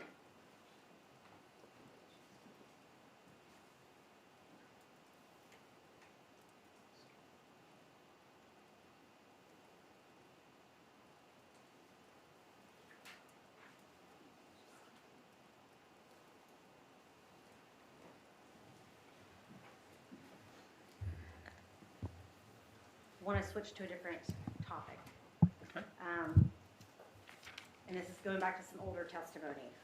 But based on your review of Charles Adelson's iCloud that we just discussed, the wiretap calls in this case in 2016, Charles Adelson's phone records, all of those things, does it appear that Charlie Adelson has a mechanic?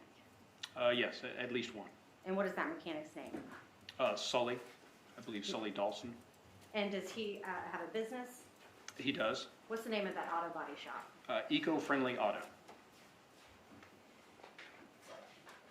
God bless you. And does Charles Adelson have the eco-friendly shop stored in his cell phone as a contact? He does, yes. And what is the phone number associated with Sully Dawson's eco-friendly shop in Mr. Adelson's phone? If I can refer to my notes, that would be 954-581-1747. How is that, I guess, a user when they're assigning a name to a certain phone number in their contact list in their phone, the user gets to choose how to name the contact? In most cases, yes. And in this case, how did Charles Adelson have that 954-581-1747 number stored in his phone? It was stored as Eco-Friendly Shop, SHOPP. So the same name for Sully's business? Yeah, I believe the actual business name was the Eco-Friendly Auto Center, but it was stored in the phone as Eco-Friendly Shop. Did you also review, in addition to the things we just mentioned, Charlie Adelson's iCloud, text messages between Charlie Adelson and Katherine Magbanua, wire calls, and Katherine Magbanua's phone records? Yes. During the time that Katherine Magbanua and Charlie Adelson were together, is there evidence in all of those records you reviewed that Katherine Magbanua uses or used Sully's mechanic at Eco-Friendly Shop to fix her cars? Yes. Does it also appear that she used the Eco-Friendly Shop to fix her cars when Katherine Magbanua was back with Sigfredo Garcia in 2015 and 2016?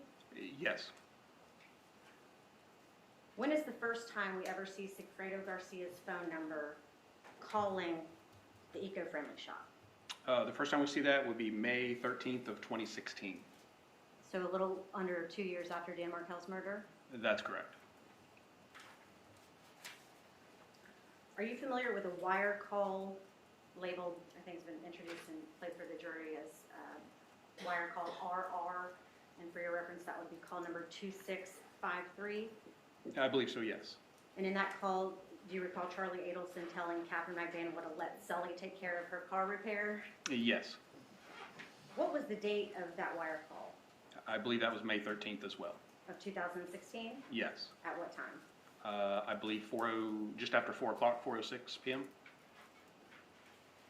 And is this the first date we ever see Sigfredo Garcia's phone records indicating he ever made a phone call to the Eco-Friendly Shop's phone number?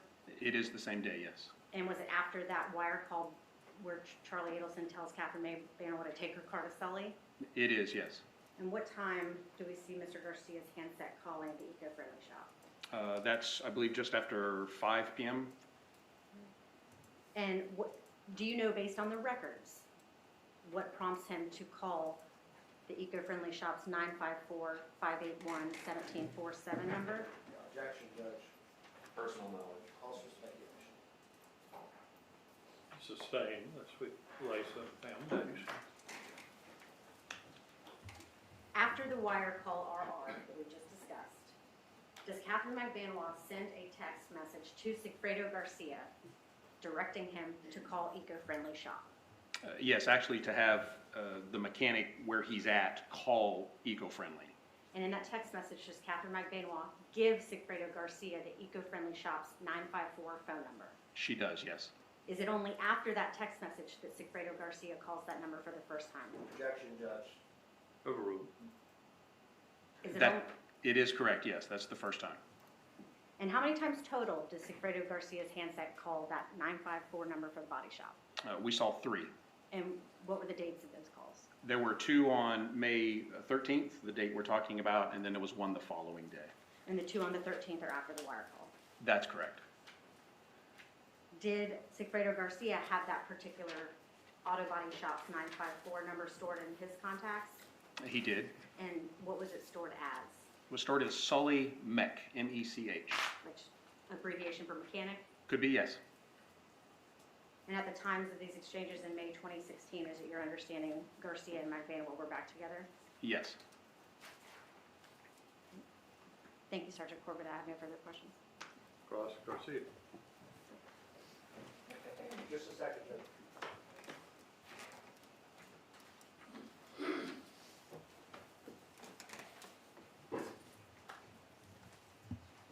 Sergeant Corbett, good afternoon. Good afternoon.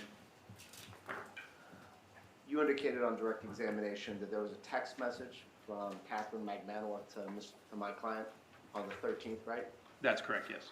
And that text message it was from Katie, right? Yes, So Katie Magbanua text messages her boyfriend and says, have your mechanic call my mechanic, something to that effect? yes, to that effect. And is Sigfredo Garcia a mechanic? I don't believe so, no. So you can't tell the members of this jury if Sigfredo gave the phone to a mechanic that he knows to call this mechanic? That's correct. Can you tell the members of this jury if Sigfredo Garcia knew that this mechanic was referred by Charlie Adelson? I do not know that. Well, you were listening to Katie's phone, right? In addition to Mr. Adelson's, yes. Okay, and did Katie ever tell, did Katherine Magbanua, I'm sorry, Judge, did Katherine Magbanua ever say, hey, listen, call this mechanic, I got him from, he was referred by Charlie Adelson? I don't recall any content like that. And you agree with me that if there was that content, that's something that you would be, that you'd have knowledge of, correct? Well, there was certainly a lot of content looked at. I can't say for certain, but my recollection, I do not recall any content like that. So you can't tell this jury whether or not my client knew that this mechanic knew Charlie Adelson? I'm sorry. No problem. You can't tell this jury if my client knew that Sully, the mechanic, knew Charlie Adelson? That's correct, I cannot.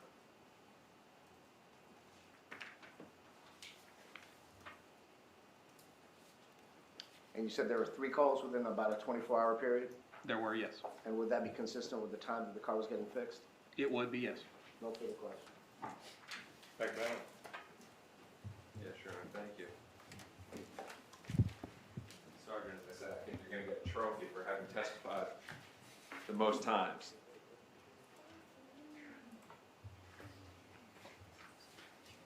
Let's start off with Government's 196.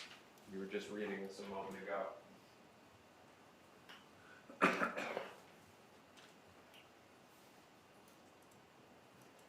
Now, you read to I got you, right? Yes, sir. Then they turned off the Alamo, right? I believe so, yes. Did they have you read the rest of the exhibit? Mr. DeCosta, just ask your questions, please. Again, we're not going to try to disparage opposing counsel. Can you read after I got you? No, I was like, WTF, I pay that card and I fucking get declined. I was talking to the corporate office, telling them I was in front of their employees with this bullshit. Now, the relevance of this exhibit is to show that he offered her help, right? I believe so. The question's been asked and answered. The response from Ms. Magbanua was declining that help, right? It would appear so, yes. We've talked a lot about Charles Adelson's Celebrite information, his iCloud data, and you've reviewed a lot of that, right? I have, yes. What's been pretty marked to 17? You guys have seen it. Is it in evidence? Okay, thank you. Memorize your exhibit numbers.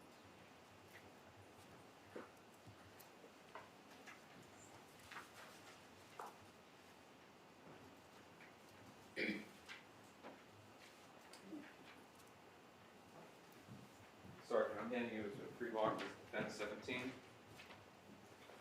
You know what that is, right? I do, sir, yes. That's a printout of Charles Adelson's iCloud information for the Celebrite reader. Yes, it is. And you know that that's his because you're the head of the technical operations unit, you've used Celebrite, you've reviewed his iCloud data, right? That's correct, yes. And that fairly and accurately depicts what one would see if they logged onto a computer and opened up his stuff through a Celebrite reader, right? That's correct. Move in, what's been pre-marked is Magbanua 17. Any objection? Only objection is self-serving hearsay, Judge. It's- You object or you don't I object? huh? object to self-serving hearsay. All right, well, let's go sidebar. Let me see.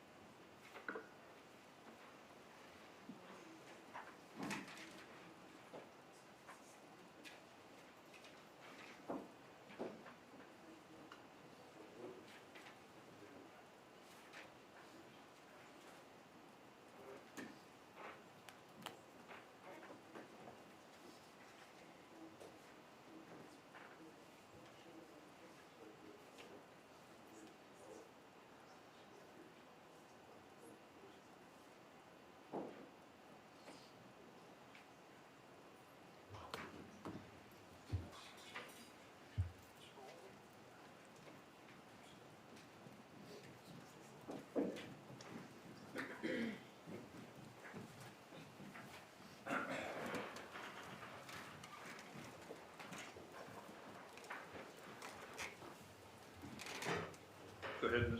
Cox. Thank you, Your Honor. Sergeant, you presented some exhibits talking about loans from Charles Adelson, right? Yes. I'm handing you has been pre-marked, and we'll go through the other one too.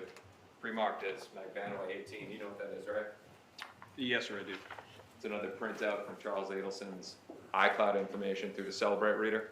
That is correct. And you know that that's his because you know the Celebrate reader and you know his information, right?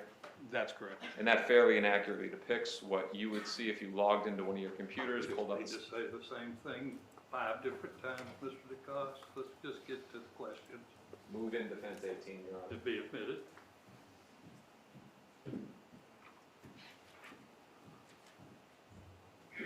Sergeant, if you could for me first, explain who the parties are in this text message and the date.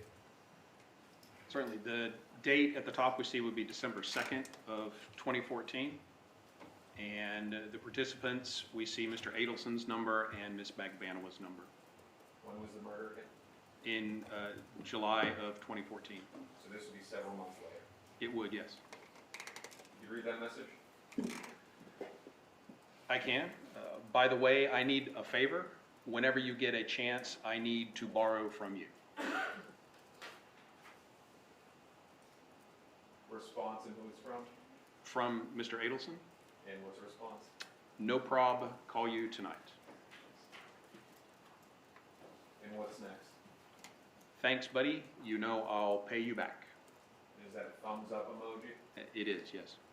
And that's a response from Katherine Magbanua to Charles Adelson? That's correct.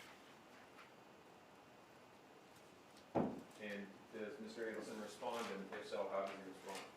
He does, with no worries, I know you're good for it.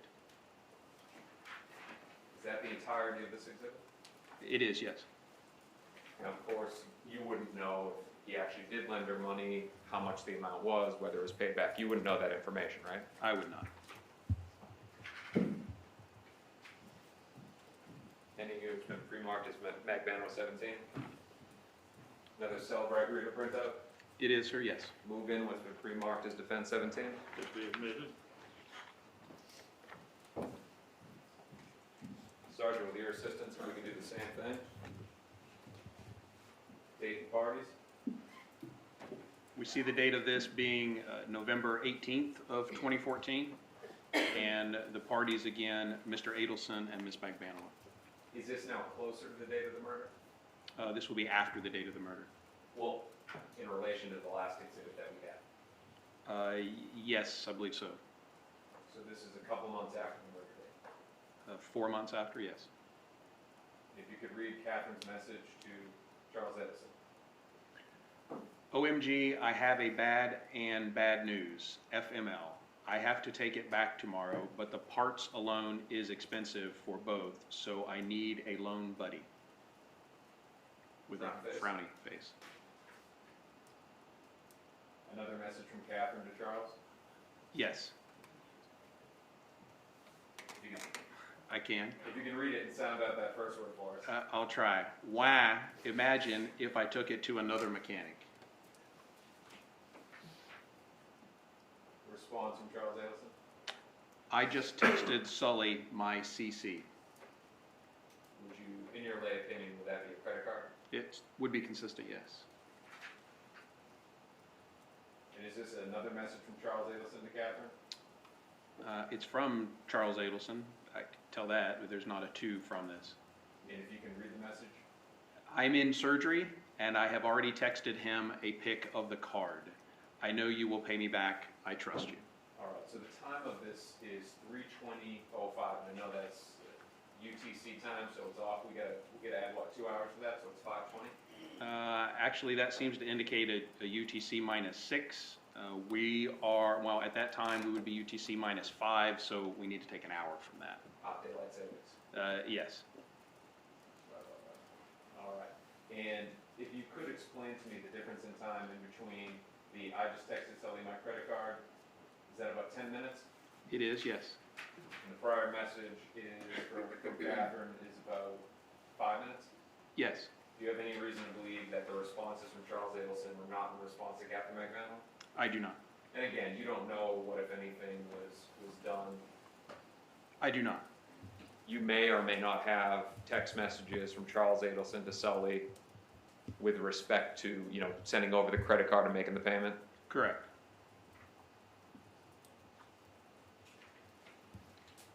You remember being asked questions about whether or not Katherine Magbanua did work for Charles Adelson. You remember that, right? I don't recall specifically how much I was asked about that, but We'll go to the next topic. okay. I'm handing you what's been pre-marked. Defense 19. It's another Celebrate printout for Charles Adelson, right? Yes, sir, it is. Move in what's been pre-marked as Magbanua 19. Be admitted. Sergeant, you remember being asked questions about the tooth whitening? Yes, Do you need me to pull up the exhibit? Do you remember it? I do not. Need you to pull it up, I do remember. All right. Date on this, January 7, 2015. Yes, it is. Captain Magbanua to Charles Adelson. It is, yes. And the message, nice seeing you. I love your parents. They are too cute in what looks like a face with sunglasses. Yes. Your Honor, I promise I'm not trying to make it difficult to see. It's just a little grainy. Response. Your dad is is that somebody not wanting to spell out a bad word? It would appear so, yes. Your dad is the shit. I've never had anyone work on me so fast, and I'm not in pain. He's awesome. And that's from Katherine Magbanua to Charles Adelson. It is, yes. And the date of this is January 2015. January 8th, yes. From these messages, in your lay opinion, does it appear like she's had some dental work done? It would appear so, yes. Message from Katherine to Charles Adelson, like I'm not scared to get work done. He was so fast and he was too funny when he was working on me. And that's a complete exhibit, right? It's all the pages that you have, yes, sir. Now again, the date of that's January 8th, right? It is. I'm going to show you now Defense Exhibit 13. And if you could read for me the date of that charge and where it was charged to. It appears to be January 8th of 2015, and it would be the Adelson Institute, Tamarack, Florida. Possibly paying for the dental work that she just was referencing in the text message. Possibly. Let's go to Sully now. Do you know when Sigfredo Garcia met Sully? I do not. Do you know when Charles Adelson met Sully? I do not. During the course of this case, there's been talk about burner phones and additional phones. Do you know if Sigfredo Garcia had an additional phone?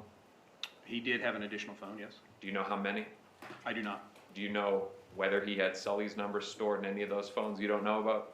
I do not. What about Charles Adelson? Any idea how many burner phones he has, if any? No.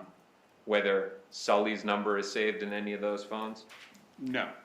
With the phones that you do have, did this prosecution ever ask you to do any of the maps, seeing if anybody was in the same location at the same time?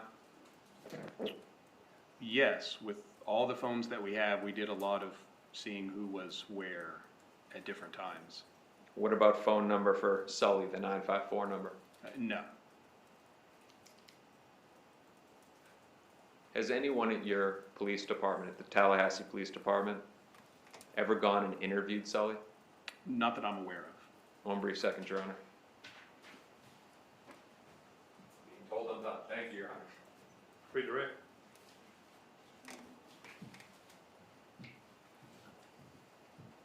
So based on the text messages combined with the bank records you just saw, it would appear Katherine Magbanua was paying Harvey Adelson for work that he did. That's correct, yes. With respect to Sully's phone number, in response to Mr. DeCoe's questions, in the text messages, Katherine Magbanua had to send and give Sigfredo Garcia that number. That is correct, she did. And the 954 number is a business number? It appears to be, yes. Thank you, Judge. No further questions. Any juror have a question of this witness? All right, will you step down? Call your next witness. No further witnesses in rebuttal. All right, I mean, see the lawyers at that part.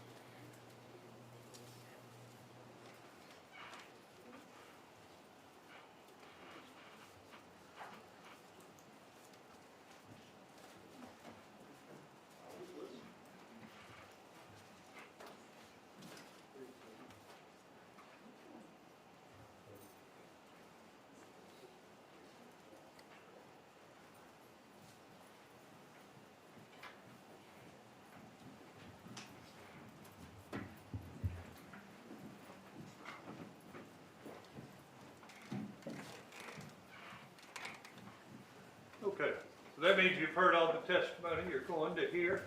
The next thing I'm going to do is speak with the attorneys. We've got some legal work to do. We do provide your instructions to you in writing, so we have to get that finalized. There's no sense y'all sitting in the jury room while we do that. The next thing that's going to happen is I'm going to instruct you on the law, and you'll hear a closing argument from the attorneys. We'll start with that first thing in the morning. When you come tomorrow, you need to pack a bag for an overnight stay. If deliberations are not concluded, we will be putting you up in a hotel tomorrow night. So bring a bag with you with enough for an overnight stay. You know, you won't be totally isolated. I mean, you'll be able to call home and so forth but you will be sequestered so that we can make sure nothing untoward happens now that we're almost to the end of things. So again, tomorrow, 8:45, and throw a bag in the car or bring a bag with you with enough for an overnight stay. And if you want to change of clothes for the next day, a change of clothes. Anybody have questions about what's going on or what's expected of you?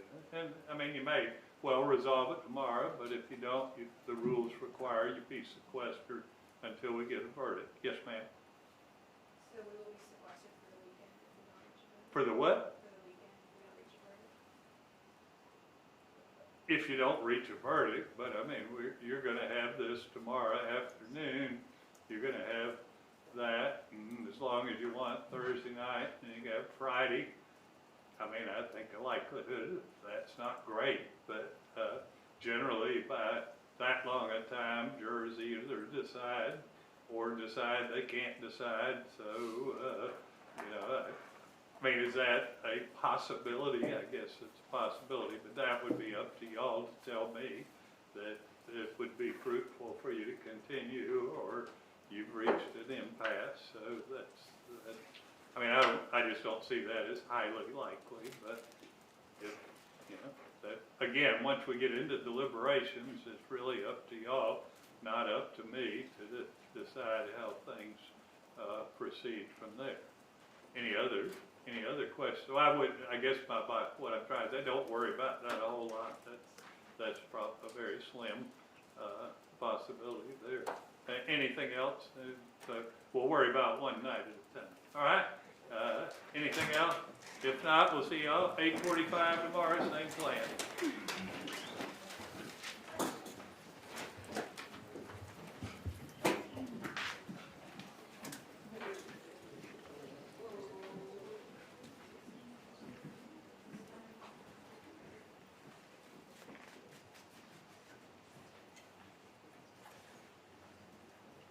All right, everybody be seated. Garcia, want to be heard on motion for judgment of acquittal.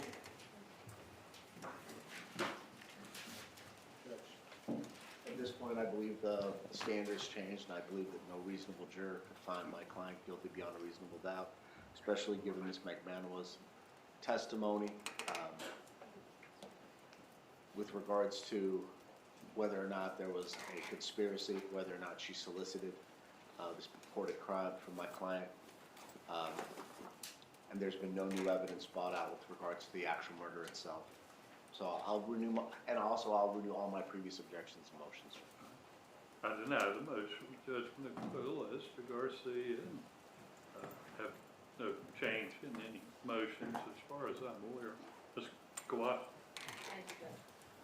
We, on behalf of Ms. Magbanua, we do renew all previous motions and objections, and at this point, since the state has rested, and so as a defense, we would make our second motion for judgment of acquittal as to the 3 charges. As Mr. Zanganeh said, the standard has now changed, and it's our position that based on the evidence presented against Ms. Magbanua, that no reasonable jury could find her guilty of all 3 crimes charged. I'm going to rely on the same case law and the same definitions as I did for my first JOA in terms of circumstantial evidence and reference to Rocker versus State. And it's my position that Ms. Magbanua, the only evidence against her in terms of her involvement in this comes from Luis Rivera, and he was impeached so badly that no one could find him to be a credible juror. It would be our position that the state, that the evidence presented in this case is not sufficient to go back to the jury. We'd ask that you grant our judgment of acquittal as to all 3 counts, Judge. My ruling says the motions be the same, and I'll deny the motion for judgment of acquittal as to Magbanua. So we need to have a charge conference. Y'all want a few minutes to get ready for that.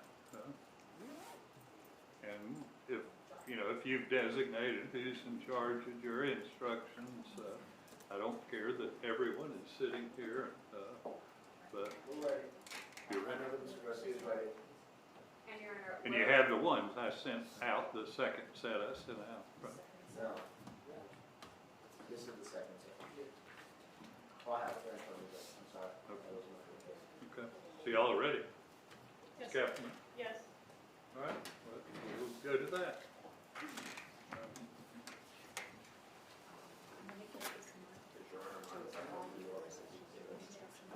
Do so quietly, easily distracted.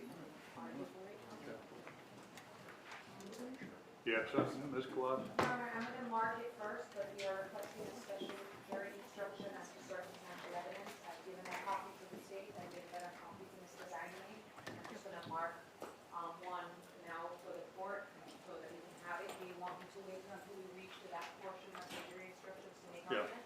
Yeah. All right, we'll just kind of work through them then.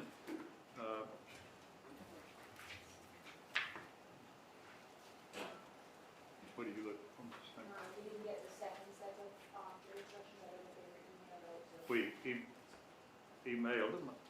I mean, this has been several days ago that just included the changes in the way we've done principal. I've got a spare copy. Oh. Thank you so much. You're welcome.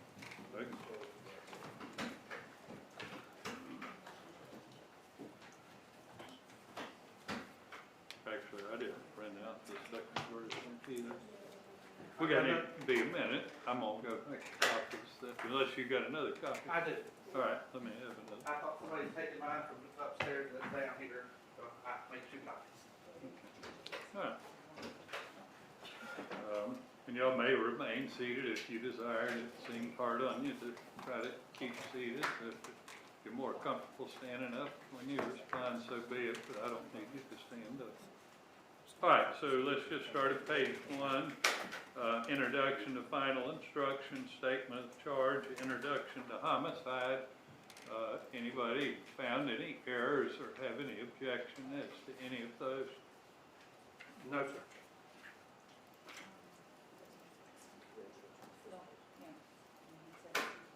No, Judge, not for Mr. Garcia. None for Ms. Magbanua.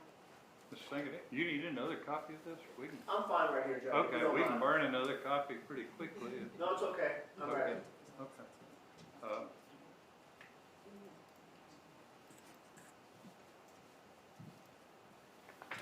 second page, justifiable homicide, excusable homicide, let's take it through that. Anybody found any errors or have any objections? No, sir.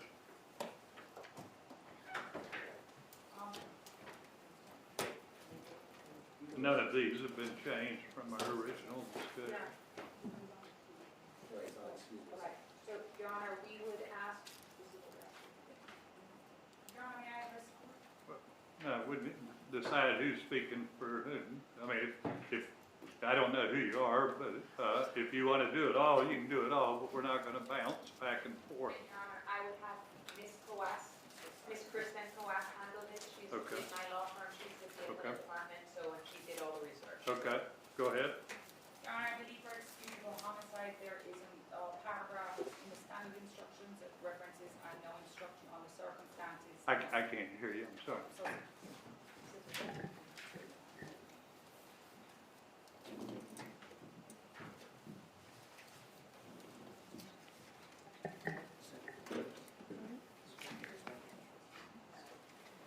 Your Honor, I believe for excusable homicide, which is jury instruction 7.1, there is a paragraph at the end after dangerous weapon that reads, I now instruct you on the circumstances that must be proved before it would be the defendant.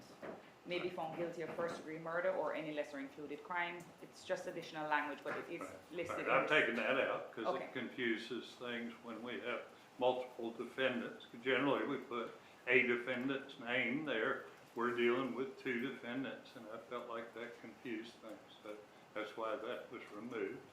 So let's go to first degree murder, and on page 2, let's go through the elements first. Any objection to the way first degree murder has been defined? Not for the state, Your Honor. Not from Mr. Garcia, Judge. Not for Ms. Magbanua, Your Honor. All right, any of the definitions, anyone have any issue as to definitions? They're just the standard instruction. No objection from Mr. Garcia, Judge. None for the state. None for Ms. Magbanua, Your Honor. Okay. It's my understanding from our last charge conference that neither Garcia nor Magbanua are seeking lesser included, but the state has sought the lesser included of second-degree murder and manslaughter. I've previously ruled that those are Category 1 lessers and have overruled the request not to give lessers and give second-degree murder and manslaughter. Either of the defendants want to make any further argument on the lessers? No, Judge. No additional argument from Ms. Magbanua, Your Honor. All right. The definition of second-degree murder, anybody found any errors there, or have any objection to that instruction? Not from the state. With regards to second-degree murder, Judge? Yes, sir. No, Judge. No objection from Ms. All right. Magbanua. Manslaughter, anybody have any objection to instruction given on manslaughter? No, sir. Not from the state. Not from Mr. Garcia. Not for Ms. Magbanua. Okay. Aggravation of a felony by carrying a firearm. Anybody have objection to that instruction? I had no objection. The only question I did have raised, because the word defendant is used several times in there, and we were narrowing it to Mr. Garcia. Should, Right. after each time defendant is used, should Mr. Garcia's name appear? I don't know that I don't think it confuses it any way it is now. It just was a question I had, so I figured I'd raise it. Do you want me to say defendant Garcia every time? It gets a little burdensome, but we can do so if anybody's requesting that. Yes, Judge. I would actually agree with the state, Okay. Your Honor, just to Okay. clarify for the jury. Okay. So each place will say defendant Garcia where it says defendant, right? Yes, Judge. Yes, Your Honor. Everybody's in agreement for that? Yes, sir. Yes, Your Honor.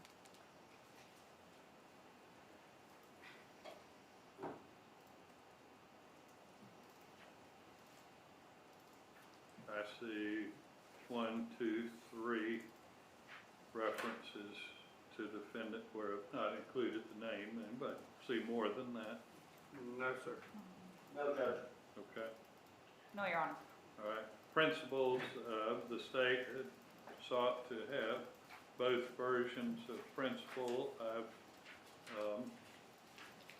fashioned an instruction that pattern after the felony murder instruction that kind of does that. I'll hear any objections to that. No objections from the state, Your Honor. Judge, with regards to principle, I believe the government's theory only applies to the second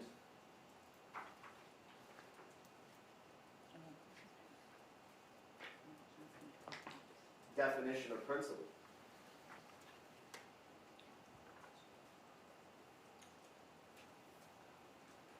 So I would only ask for the second definition. Whether, I'm sorry, and Magbanua?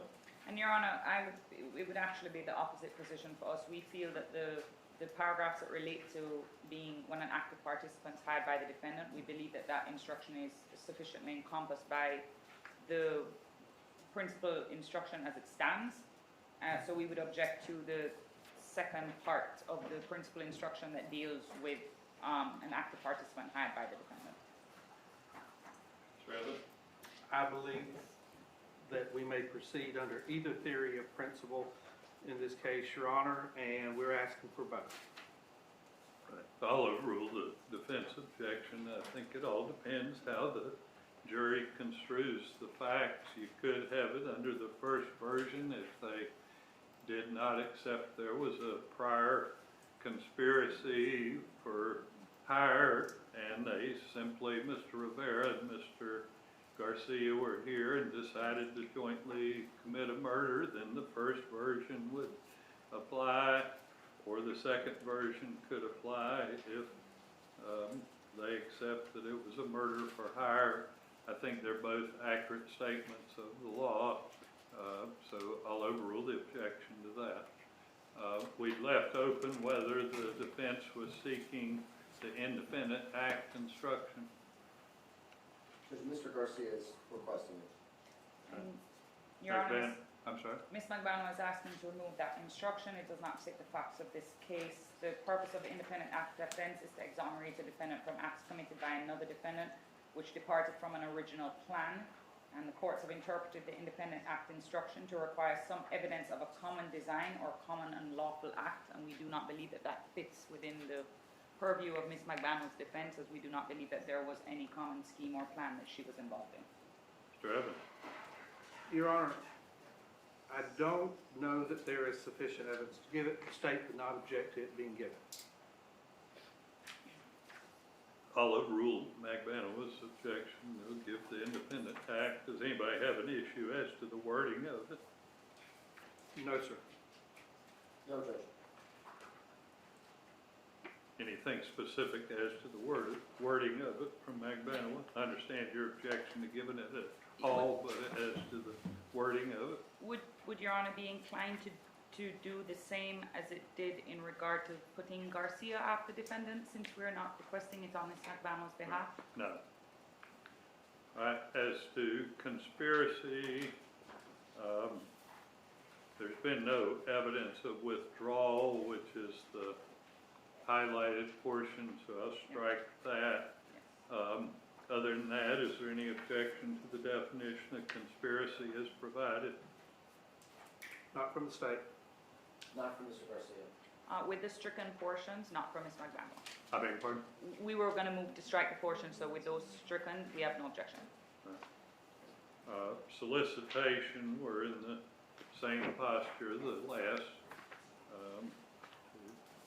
4 paragraphs are not applicable, but beyond that, is there any objection as to the solicitation instruction? Standard, Judge. No objection, Your Honor. No objection. Your Honor, I would just like to point out on behalf of Ms. Magbanua that the standard instruction states for both elements where it says the defendant solicited and Your Honor has put in one or more persons, that the standard instruction requires that the person's names be alleged. But I don't know how that would be done in this situation since there is two. Yeah, I mean, I looked at that. I think it get real confusing. I think it caused more confusion than assist. Anything else? Not from Ms. Magbanua, Your Honor, if the highlighted parts are stricken. Right. Right. Voluntary intoxication, they want to be heard on that. The state is requesting it, Your Honor. There was some indications that some maybe alcohol and drugs were consumed, and therefore we would be requesting it in case somebody happens to try to raise that in argument. Defense? What's that? I don't think at any point we've proffered that we're gonna be using a voluntary intoxication defense. In fact, we attempted to discredit Mr. Rivera with regards to his testimony that my client consumed a toxic amount of cocaine in a 6-hour period. And that was also rebutted by Sergeant Downing's testimony that there was nothing suspicious about when he stopped Luis Rivera. So I think it would be extremely confusing. We're not making that allegation, at least with regards to Mr. Garcia. I haven't made that allegation in opening, and I will not be making that allegation in my closing. Your Honor, there's no evidence pertaining to Ms. Magbanua of any form of voluntary intoxication, so we would ask that that paragraph be stricken in regards to Ms. Magbanua.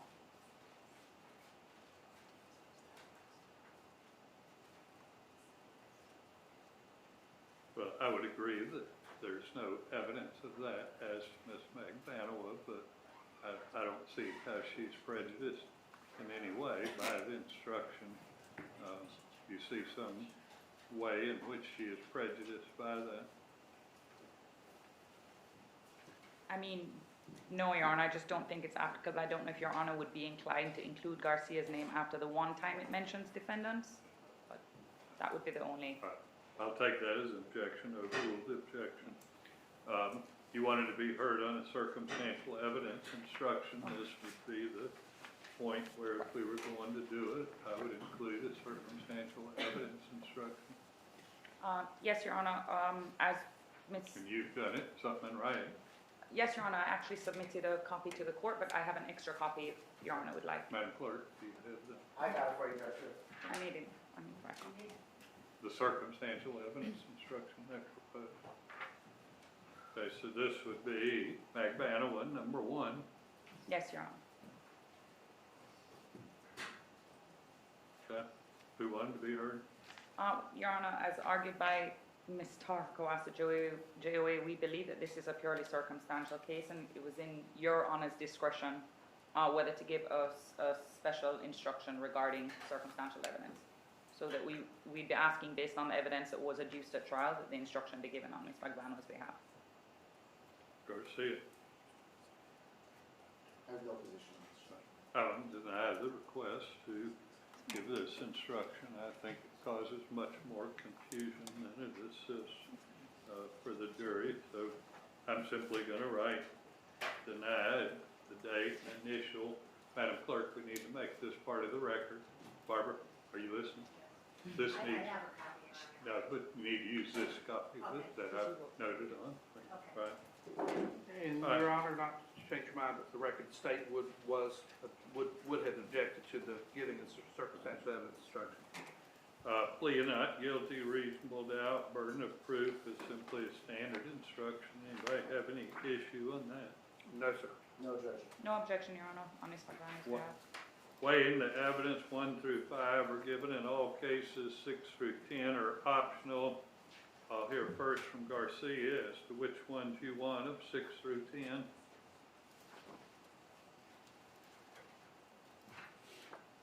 I want 6, Judge.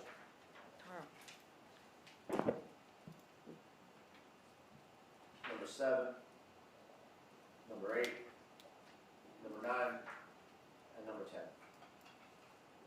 Where do you get 10?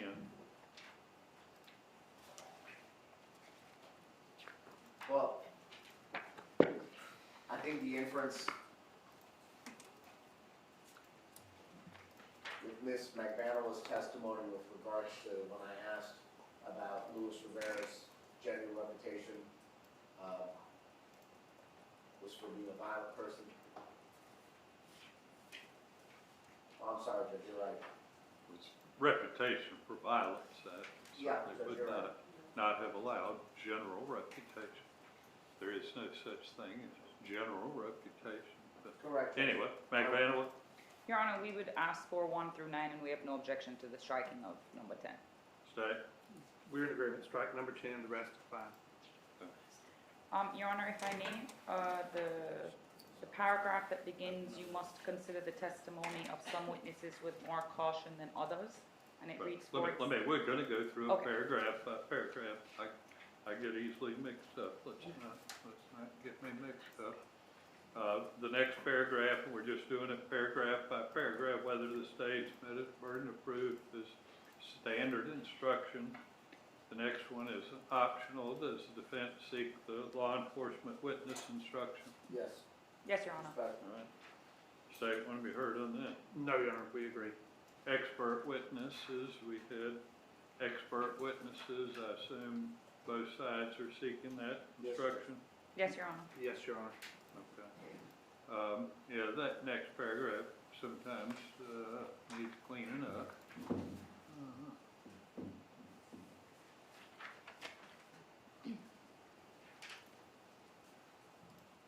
All right, you wanted to be heard on the next paragraph? Yes, Your Honor.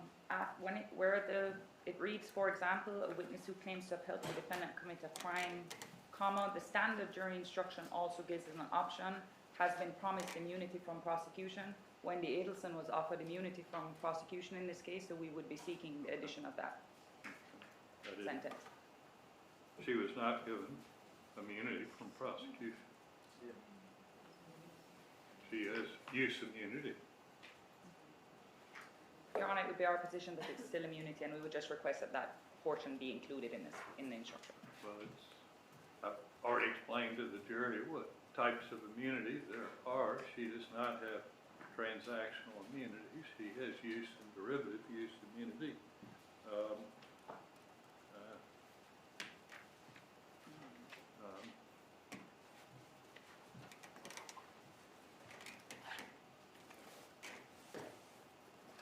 I don't know. What's your position, Mr. Evans? I don't believe that the defense is entitled to get it. I believe the court explained to you, the immunity to the jury, that it's clear that she's just like any other witness. This immunity only allowed her not to invoke her Fifth Amendment right. It gave her no transactional immunity and didn't give immunity for her testimony in the sense that while it may not be used against her in the future, it wasn't that she had an option not to truthfully testify. So I don't believe that it would apply in this situation, and we would not be requesting it, Your Honor, and would object to it. Sure. Second it. So, it does say, or the standard does say, has been promised immunity from prosecution. It does kind of apply, because she is granted immunity from her testimony, from the prosecution being able to use it. I think that we need to be able to explore that, and then if we have a jury instruction to back this up, we're not going to give a misstatement of the law. The court's made it clear, but I think having the fact that she has been granted some sort of immunity from the prosecutor's office, it's something that we can bolster ourselves if it's in a jury instruction to indicate why she would testify the way she did. But it's not been granted by the state attorney. It's been granted by the court. The witness has been ordered to answer questions. She's not been granted any kind of benefit from the state attorney. Well, I understand that, but the state attorney's who subpoenaed her. Right. And the subpoena coming in, she was represented by counsel. She understands that nothing that she says in this case during her testimony can be used to against her in prosecution.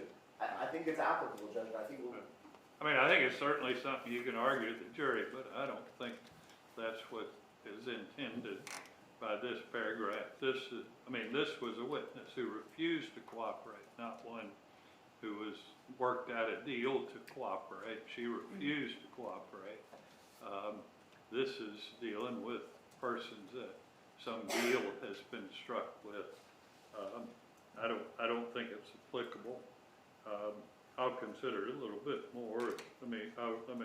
I'll reread the standard, but at this point in time, I'm gonna overrule the request to add in immunity. Next paragraph's about child witness. We did not have child witness.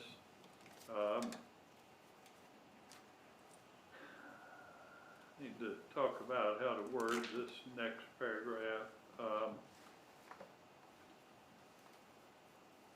I would think we should just use the defendant's name, just say, Ms. Magbanua has become a witness. Her testimony should be considered like any other witnesses.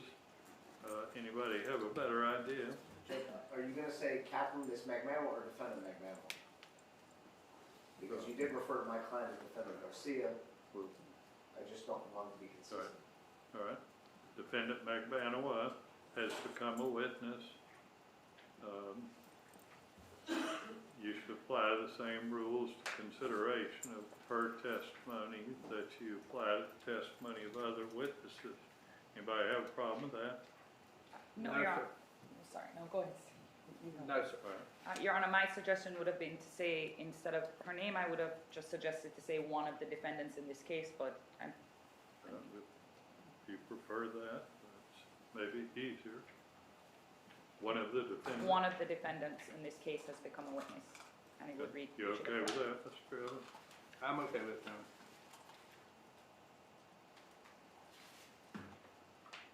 I don't think you have a position on that, Mr. Garcia. Mr. Sanganan?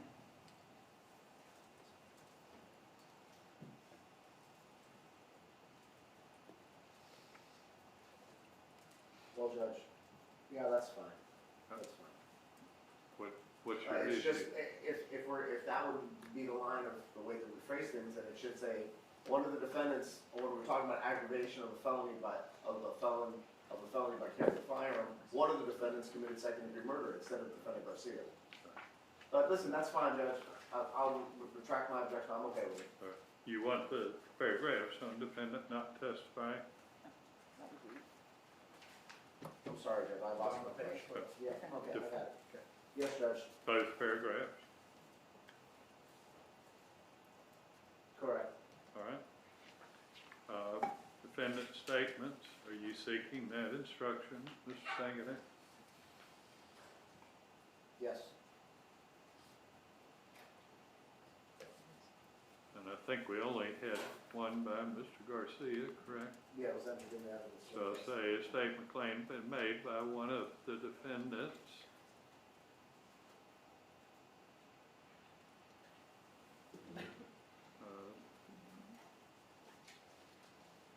The rest of it would be standard. You have a problem with that? No, Your Honor. Acceptable.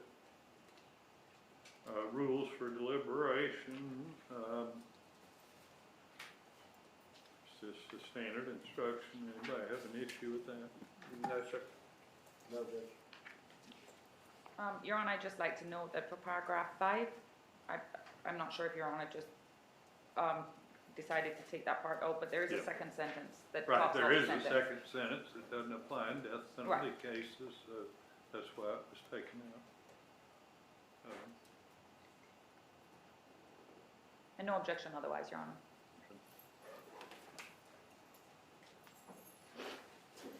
But, Your Honor, I hear no objection otherwise. Is she objecting to it being taken out? Because I thought the whole idea behind this was not to let the jury know at the guilt phase, the death penalty wasn't being sought against the vote. That was at Ms. Magbanua's request that we not inform the jury that she's not exposed to the death penalty, so I don't think you want to start making distinctions as to her at this point in time. No, Your Honor. So are you objecting to where paragraph 6 is worded? Paragraph 5. I'm sorry, paragraph 5. Your Honor, you can leave it as it is. All right, no objection. No objection, Your Honor. All right, you can say it, no objection. No objection. Doesn't hurt. All right. Cautionary instruction, simply a standard instruction, multiple counts, multiple defendants. The only The only thing that's a little confusing here is part of the charges are by indictment, part of them are by information. That's why it's just slightly changed from the standard. I didn't want to get into indictment and information, or indictment or information. Anybody have a problem with that? No, Judge, not from Mr. Garcia. Not from the state. No objection from Ms. Magbanua.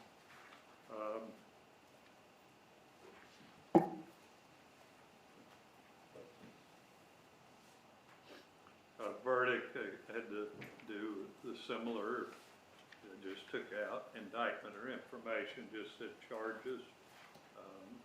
Anybody have a problem with that? No, sir. No, Judge. No, Judge.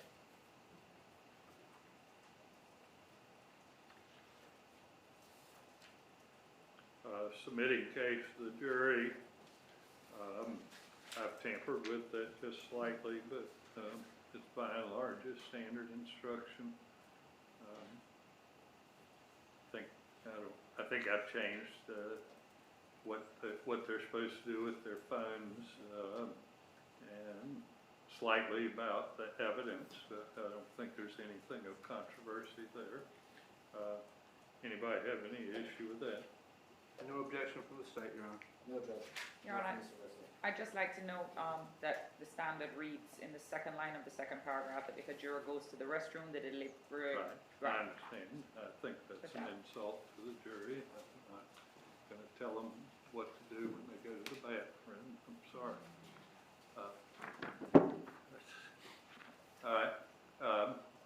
Any different, so I think we've covered all issues. Anybody have any other issues they wish to raise? Not as the jury instructions, Your Honor. Garcia? No, Judge. Magbanua? No, Your Honor. All right, there's a verdict instruction, verdict form. I took out reference to the enhancements on Ms. Magbanua's portion. Other than that, I don't know whether you got that. Did y'all get the revised version? Yes, Judge. It wasn't changed as to Mr. Garcia, so I didn't send a new one on Garcia, but I sent a new one on Magbanua that took out the enhancement. I didn't bring it down. But Your Honor,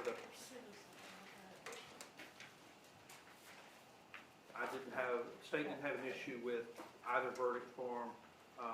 The latest verdict form that was sent on Ms. Magbanua looked acceptable to the state, and the original. Say what? The latest version, I guess the second version, whenever you were, the one you're talking about now that removes the firearm questions and stuff, was acceptable to the state, and the one for Mr. Garcia, which was the original one, looked acceptable to the state.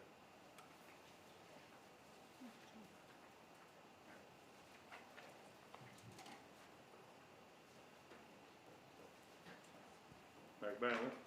No objection from Ms. Magbanua to the verdict form. Garcia? No, Judge. I want to get these totally finalized this evening before we leave, so I can go ahead and make copies. I'm not having to do that in the morning. I'll do it. Probably take us about 30 minutes to have copies prepared. How do y'all want to do that? Y'all want to reconvene in 20 or 30 minutes, or what would you prefer? Did you email them to us, Judge? Should that be? I can email them to you, but what I want to get it resolved this afternoon. Whether there's some issue with it, not be figuring it out in the morning. Why don't we reconvene in about 20 minutes? I'll have new copies for you. Yes, Okay. sir.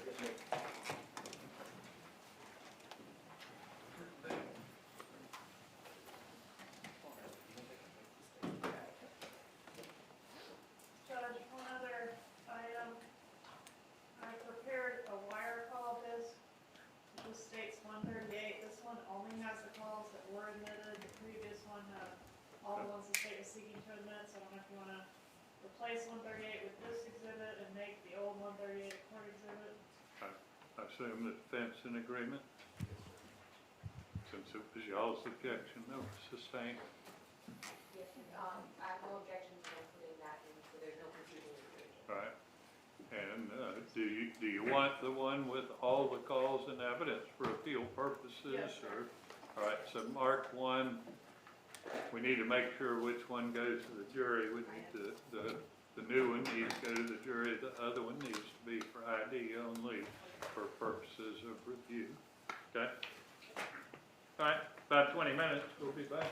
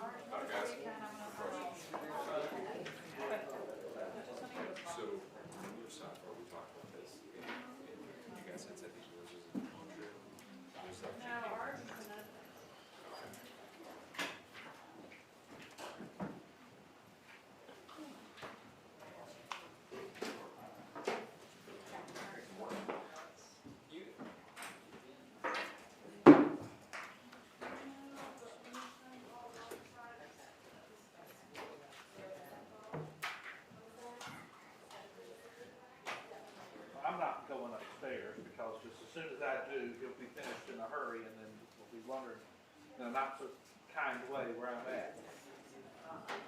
Yeah.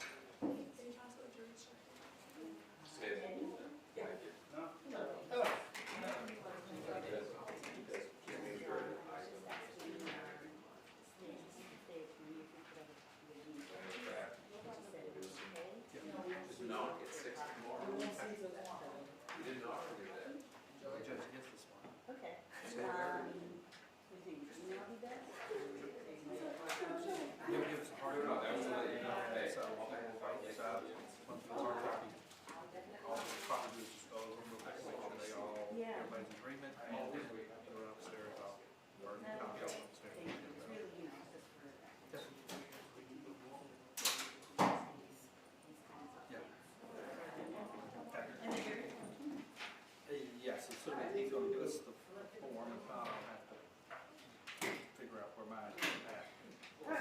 Yeah, Georgia took my copy down earlier, so, and now she doesn't know where it's at, so. Okay.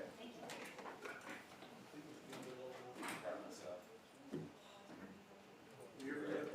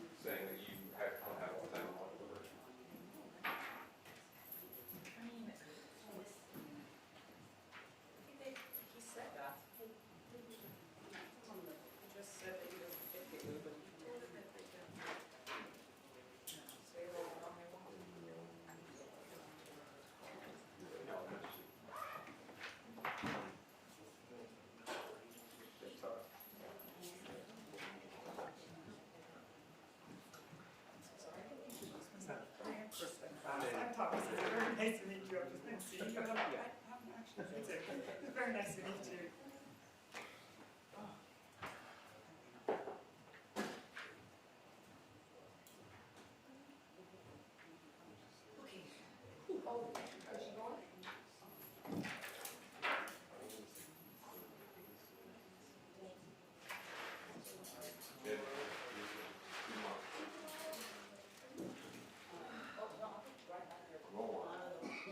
Y'all don't need them up here, do you?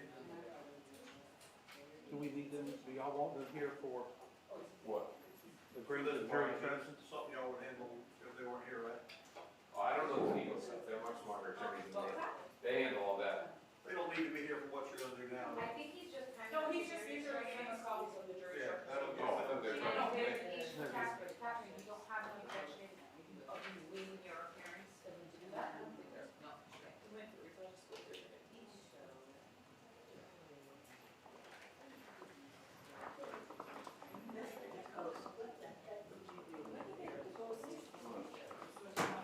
What?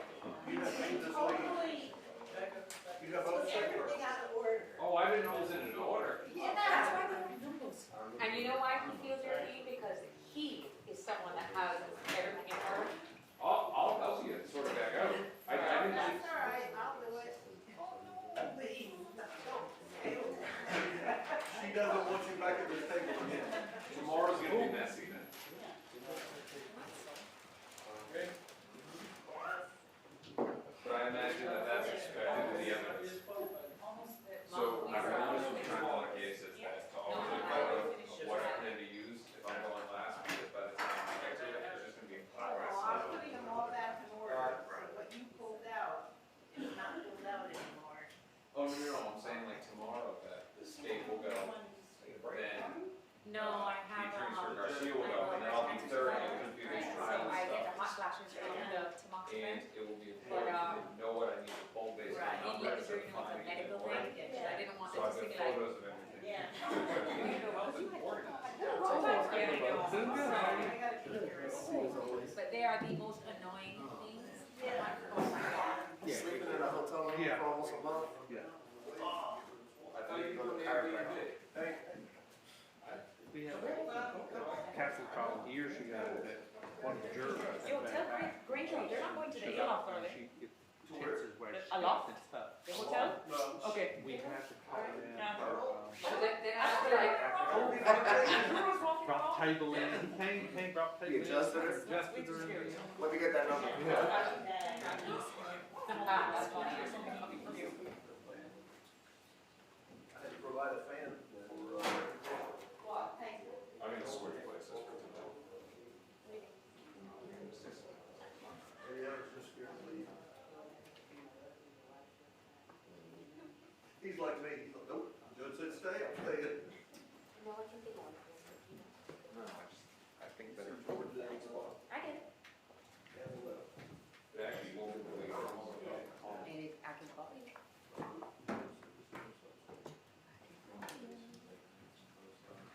And they already started today.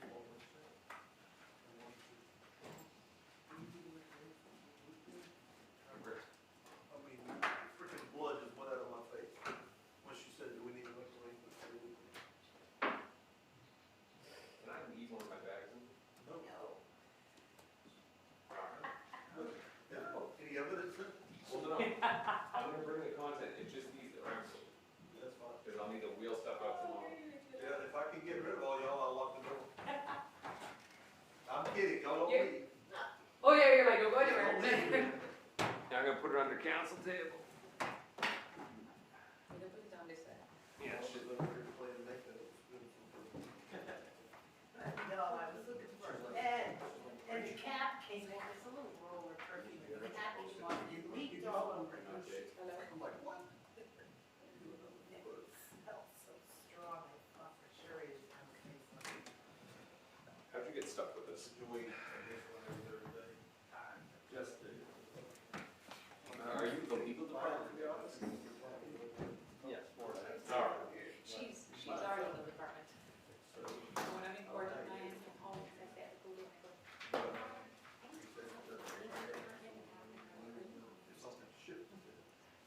Well, it used to be, when I nicer whenever they were younger, Uh-huh. because I actually got to do things in court. Now they got to point to that. I want to do that. I wanted to go. No, they're both the penalty phases. I used to get to do all the penalty phases, but not anymore. Right.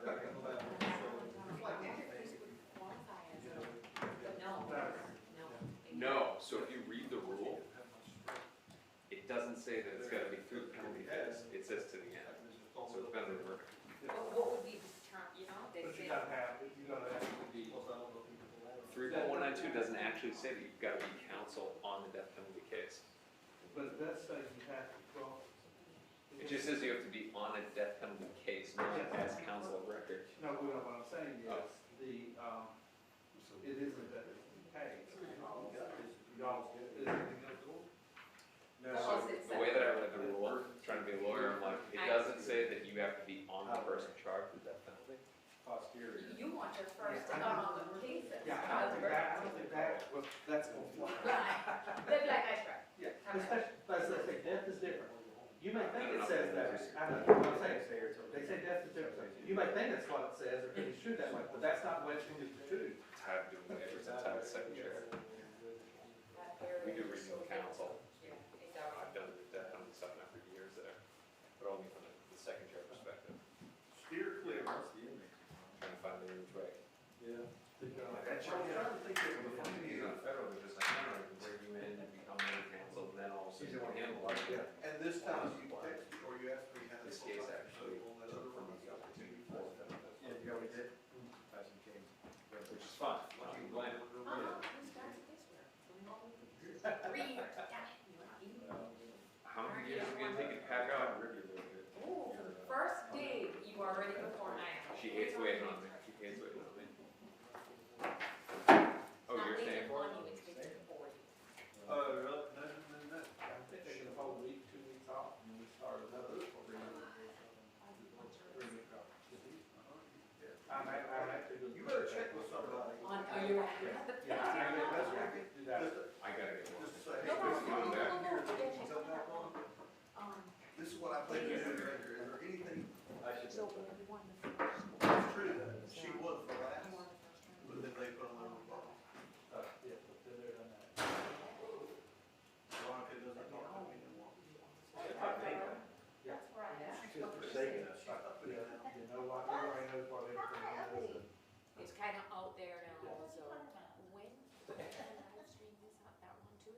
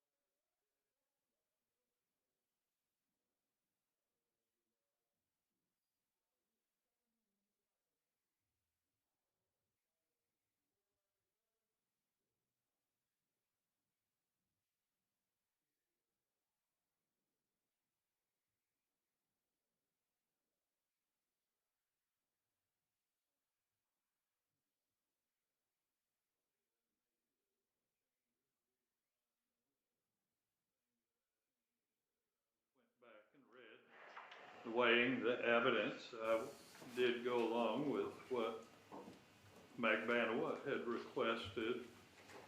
Neither way is exactly perfect, but there was also the other gentleman that assisted them up here that was never prosecuted. I guess wasn't any evidence he was promised anything, but he wasn't prosecuted, so you could argue that was the grant of immunity.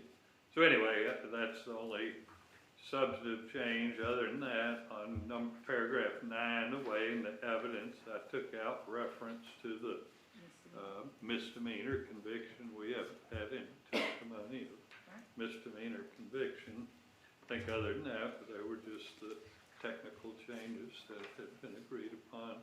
Anybody found anything they've got a problem with? All right, and the verdict form, y'all looked over those, they're okay? Yes, Judge. Yes, sir. All No right. objections from. All right, so we will finalize them, make copies. We'll see y'all in the morning at 8:30. 8:30 tomorrow, Judge? Yes. See that? Good night, guys. See you tomorrow. Good night. Good night. Good night. Oh, Good night, everybody. Mark, just give me a pen when it's right. This is a creep, I know.